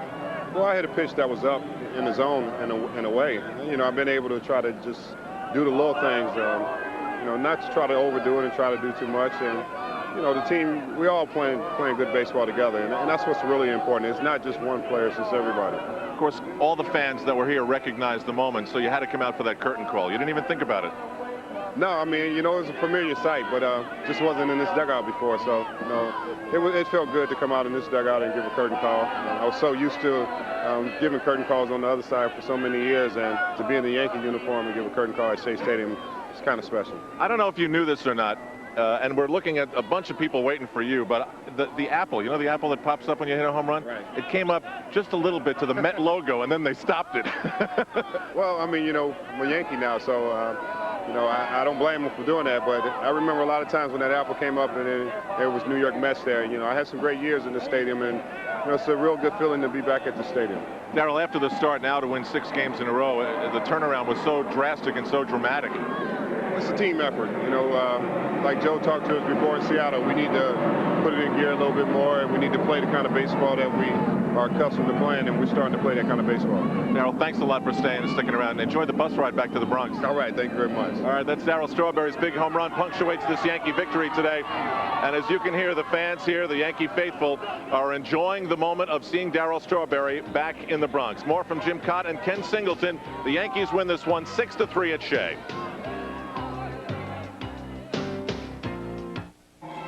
Well, it was a special day at Shea Stadium. Joe Torre, now you didn't get this kind of press coverage in Montreal, did you? Nothing like this at all. Looks like one of those presidential press conferences for Joe. That's Joe Torre in the Yankee dugout, which tonight will be the Cubs dugout holding court. But all in all, with the days off that the Yankees had, I was impressed with the way they obviously were ready to play today. Well, they swung the bats very well. They had 6 extra base hits, 4 double and triple, and Darryl Strawberry's home run. So they came out swinging the bats right away. It's as if that pent-up offense is ready to explode here at Shea Stadium. It did for the Yankees. They got off to that 6-0 lead, and certainly David Wells was up to it as well. The 2 days off didn't bother him at all. No, that was good. I mean, psychologically, you can look at that as an excuse as a pitcher and say, oh, I've been off for 2 days. I might be a little rusty, but a lot of first pitch strikes. A lot of first pitch strikes, got ahead of the hitters, gave up the 3 solo home runs after getting the comfortable lead. Jeff Nelson comes on, picks up another save. So Nelson and Stanton have been doing the job out of the bullpen for the Yankees in the absence of Mariano Rivera. And the Yankees have now, 6 in a row? They are on a roll. First time since 1995, but now they got to change their mindset. They were going to go home tonight, get ready for a nice weekend at the stadium. Got to pack their bags and go to Motown. Yeah, but you think about Tiger Stadium, the way the Yankees are swinging the bat, that's a place where you can do a lot of damage offensively. So if the Yankees can continue this type of hitting in Detroit, they should score a bunch of runs. Yeah, it's a great park for hitters. So the Yankees day off tomorrow, and then they'll tackle the Detroit Tigers this weekend. Those games, of course, being played in Detroit today. Again, the final score, the Yankees 6 and the Anaheim Angels 3. David Wells wins it. He's 2-1. Ken Hill takes the loss. His record also 2-1. Jeff Nelson with his first save of the year. Coming up next, our Jeep and Eagle post-game report with Al Trotweg and Michael Kay. And then be sure to join us again for our game on Saturday when the Yankees take on the Detroit Tigers. It all starts with the New York City Marriott Hotel Yankees scorecard show at 12:30. It'll be an unveiling of the Mickey Mantle Monument down in Oklahoma City. They're heading for the subways at Willets Point. The Yankee fans are. Met fans will be coming in. Principal owner and the mayor enjoyed this one, as did Chuck Knobloch and the Yankee offense. They put 6 runs on the board to make it a little easier for David Wells. Well, it's been a historic day here for us. Of course, another telecast tonight on Fox Sports New York, the Mets and the Cubs. For Leon Schweier, Bill Webb, Eddie Caginelli, for my partner Kenny Singleton, Jim Cott saying so long from Shea Stadium. This commercial is rated H for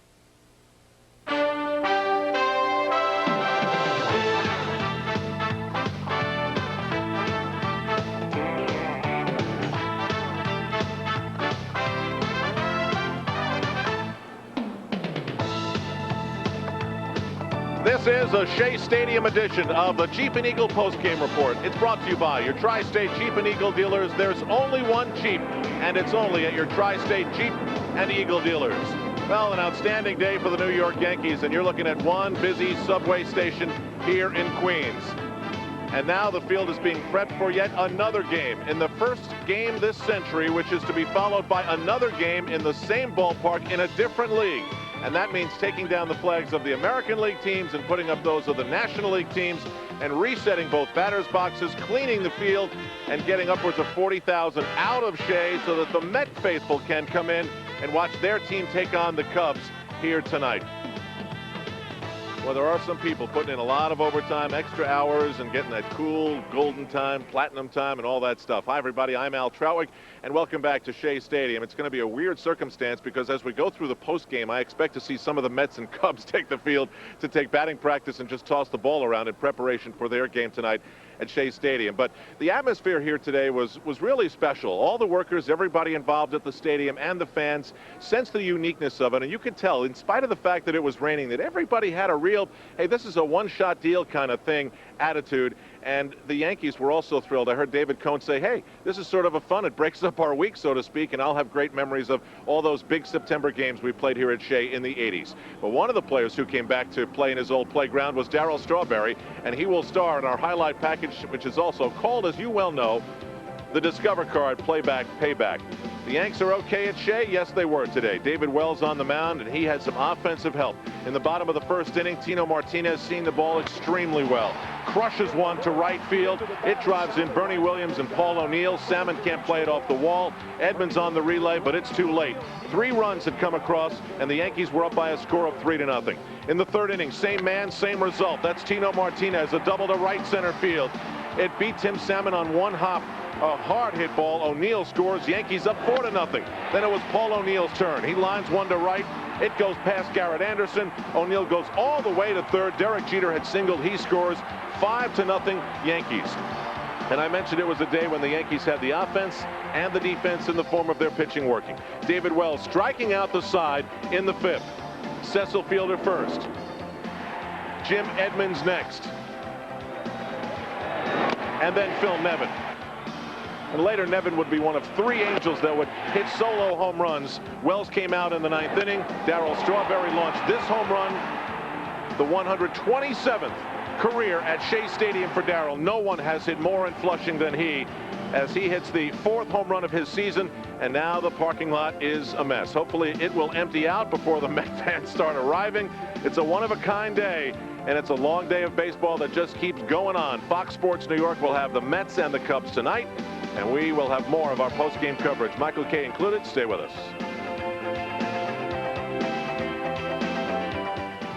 You are watching the Jeep and Eagle post-game report, brought to you by your Tri-State Jeep and Eagle dealer. There's only one Jeep, and it's only at your Tri-State Jeep and Eagle dealer.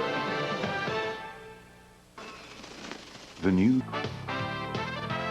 They're replacing the pinstripes with Mr. Met. It's his house again. But we're back on the Tri-State Jeep and Eagle Yankees post-game report, and the crew of people here just continues to work on through the day, and we can't say enough about the spirit with which the Shea Stadium workers, Mets employees, the police that were here, the parking lot attendants.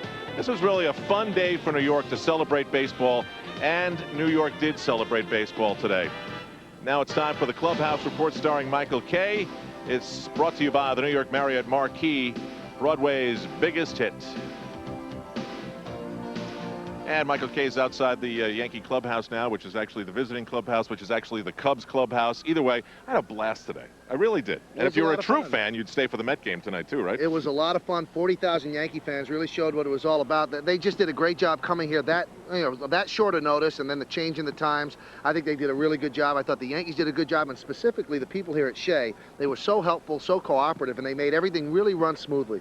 As for the game, the Yankees faced one of the hottest pitchers in the American League and beat him up pretty good. That was Ken Hill, who suffers the loss. And this was a game in which, you're worried about the Yankees missing a day, playing Norwich yesterday, losing that rhythm which they showed in the West Coast. That can be a problem. But no hiccup at all. It didn't happen today, and what it comes down to is this is a situation they were afraid of having another San Diego situation where they came out flat and they lost their groove, which they had in Tampa. But it didn't happen this way. They took some BP the day that the game was canceled. Yesterday they played against Norwich, and they had the right mindset. I mean, I spoke to Strawberry before the game. He said the one thing he was worried about was losing his stroke. Well, he certainly didn't do that, and he disproved Thomas Wolfe. You can, in fact, go home again. That's very good, Mike. I've never heard that before. Hold on. This is annoying. That's a Shea Stadium pause. Anyway, as far as the Yankees are concerned today, they're on the bus heading back to the Bronx. That meant we had to really work quickly to hear what Joe Torre had to say about today's Yankee win. Because of all the attention, heaped on us, basically, we just feel it's another game. But when so many people are around, and obviously it worked because 40,000 people in the stands, but so many people around, it's something more than just a ball game, and you just can't wait for the game to start. I think that's what we were waiting for, just the anticipation of playing, and then not being able to take batting practice, but early in the game, I think, set the tone for us. Why the third base dugout? About the Mets and how they pulled this off. Wait, excuse me? The overall impressions about how the Mets pulled this off. I think it was great. I mean, that's as far as I'm concerned, that's a nice bit of cooperation, and I would like to think we'd do the same thing for them if they had a problem. But I think the city of New York, as far as I was concerned, are the winners, and that's the way I would hope people look at it. Why the third base dugout? What about it? As hot as he's going so far. Well, that's where he needs to hit that home run. I mean, to me, when he's a tough hitter is when he's hitting the ball the opposite way, and I was happy to see that happen because it looked like he tried to pull it first time up when he hit the short fly ball to center field. But he made an adjustment, and it was, it was a big run for us. Joe, it didn't seem overall like this they could have gone much better. No, not as far as we were concerned. Obviously they wish they had a better outing from Kenny, but sometimes the extra 2 days hurts, and sometimes it doesn't. It can't help. The only thing it did for us, it gave us the opportunity to get a lead, and Boomer set the tone as far as I was concerned. He got the outs early and really gave us the confidence when we kept scoring inning after inning.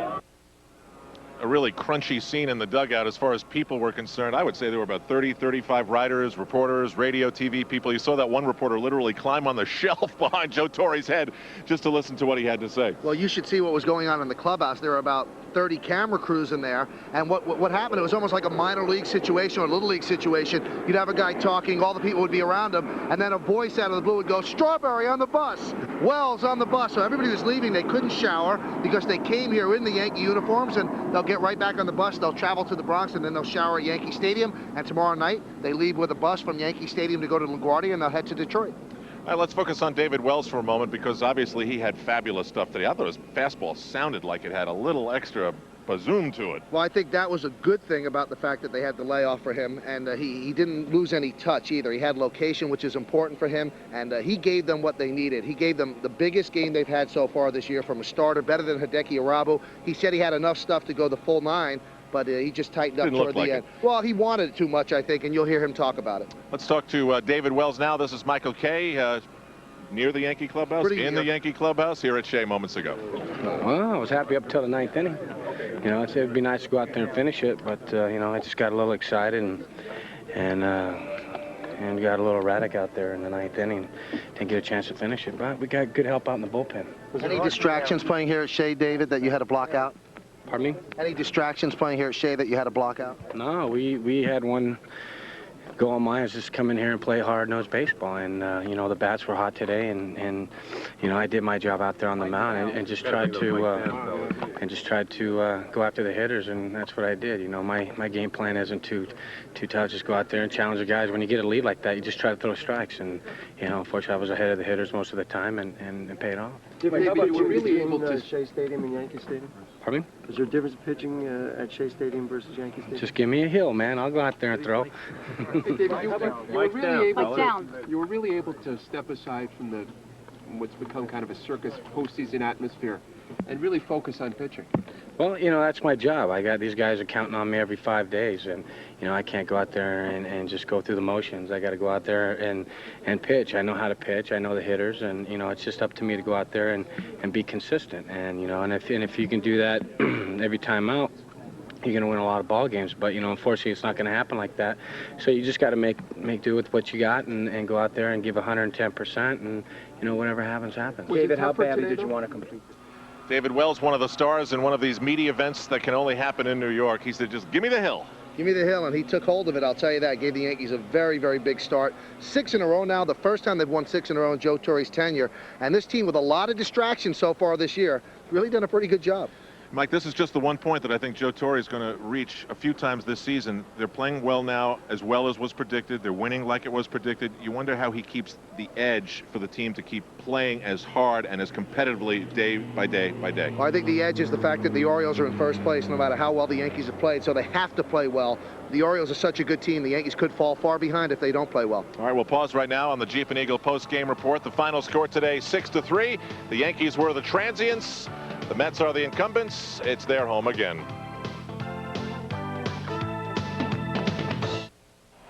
You have been watching the Jeep and Eagle post-game report, brought to you by your Tri-State Jeep and Eagle dealer. There's only one Jeep, and it's only at your Tri-State Jeep and Eagle dealer. The last time the Yankees played a game that counted at Yankee Stadium, 1975. Here's a scene from my childhood. Bobby Mercer against Catfish Hunter. And believe me, on that swing, Mercer did not go deep. And that had to be from 74, I'll tell you that. They had traded Mercer to the California Angels after that. No, I'm sorry, the San Francisco Giants for Bobby Bonds. Oh, that's a long time ago. A ride from the Q44 to the Bronx to see the Yankees against the Mets. And I would never come here, Al, for a Met game. The Why? Yankees had to play because I was a Yankee fan. I always came to both. I loved both Well, teams. that tells me something about you. What does it tell you? You know, you have to take a stand. I'm fair and even-minded. You have to take a stand as a child, and I did. I can still see that serval zipper sign, you know, flashing out in center field because they didn't have lenses to cover the games from center field, so they covered everything from behind home plate, and that darn thing was in there every shot, and you heard the Mets, you know, playing the organ, Jane Jarvis, the whole thing. Mike, I think now as the Yankees take another day off and get set to go to Detroit, and that's another reminder that we can offer the Yankee fans, if you have tickets for this weekend at the stadium, hold on to them. They're good for the same days next weekend, and the same promotions are involved. So if you have this Friday night, it's good for next Friday night. If you have this Saturday, it's good for Saturday, and so on next weekend. Obviously, so much cooperation on so many fronts to make this happen, but the thing that comes to me is that 40,000 Yankee fans on a day's notice came to Shea Stadium. That's an amazing thing, I'll tell you that they would be able to come here on that day's notice, and also the hour change that they had. The Yankee fans really show a lot today, and the Met people, the way they handle all this, they showed a lot as well. It was Tino Martinez getting dressed in a locker that was to be shared tonight by Mark Grace, who's here early. Mark, you're one of those guys first to the ballpark. It's good to see you. Can you come up here for a second? Real quick? Sorry. You know, it's live TV. Live TV. Did Tino leave your locker in good shape?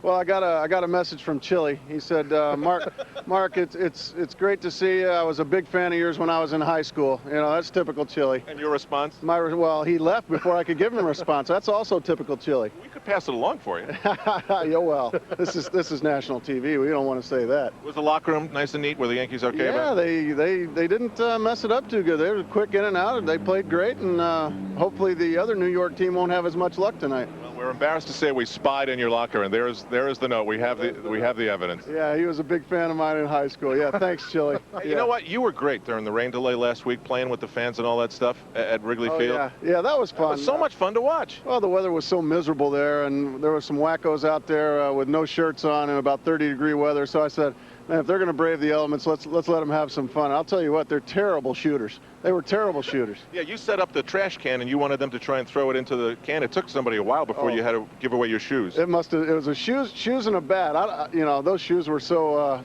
nasty. You know, I didn't want them anymore, so I figured I'd give them to somebody else. But it was a fun thing. It took them about 100 shots, and they finally bounced one in, and it was fun. They seemed to enjoy it. It was like a Letterman stunt. Hey, Mark, thanks for coming on real quick. You're welcome. Good luck. Mark Grace of the Chicago Cubs. He's going to take on the New York Mets tonight, and I think we're done. Is that it? You know what? Have we ever had a Cub on? I don't think we've ever had a Cub on. We have not had a Cub on MSG. since the 1936 World Series. Yeah, you and I did that game, I think. Yeah, it was on MSG. That was the called shot game. Yeah, sure. Yeah, we had video. Anyway, we're getting a Mac little silly. Wilson, I think, right? Yeah, right. We're done. At Shea Stadium in Flushing, the Yankees win this one by a score of 6-3, and they will continue to get this field and this stadium ready for the Mets and the Cubs tonight. The final score today, 6-3, and now the Yankees move on to Detroit. Tomorrow they'll be off. Friday on the WB11. Saturday's the next time we'll see you. It's an afternoon affair from Tiger Stadium. The Marriott New York City Hotel's Yankee scorecard begins at 12:30. Tonight on MSG, it's the Islanders and the Rangers. There could be some rough stuff. Texaco Rangers game night begins our coverage on MSG at 7. As for the Mets and the Cubs, you can find them tonight on Fox Sports New York. David Cohn and Darryl Strawberry returning to the building that they once rocked, Shea Stadium. Of course, David didn't get a chance to experience what Darryl Strawberry did as the Yankees continued to show their aggressiveness on the base paths. Yes, sometimes they paid, but most times they did not. As Jim McKean said, it was time to play ball, and Tino Martinez did, rocking 2 doubles, really on top of his swing today. Paul O'Neill joined him. Bernie Williams contributed some defense, and overall, this was one, including David Wells' pitching, that went all in favor of the Yankees. Yankees baseball is produced by Leon Schweier. Today's game directed by Bill Webb. The replays provided by Andrew Braun, and the graphics provided by Eddie Caginelli. As always, the grand, high, exalted, mystic ruler of MSG is Mike McCarthy. Good night, everybody.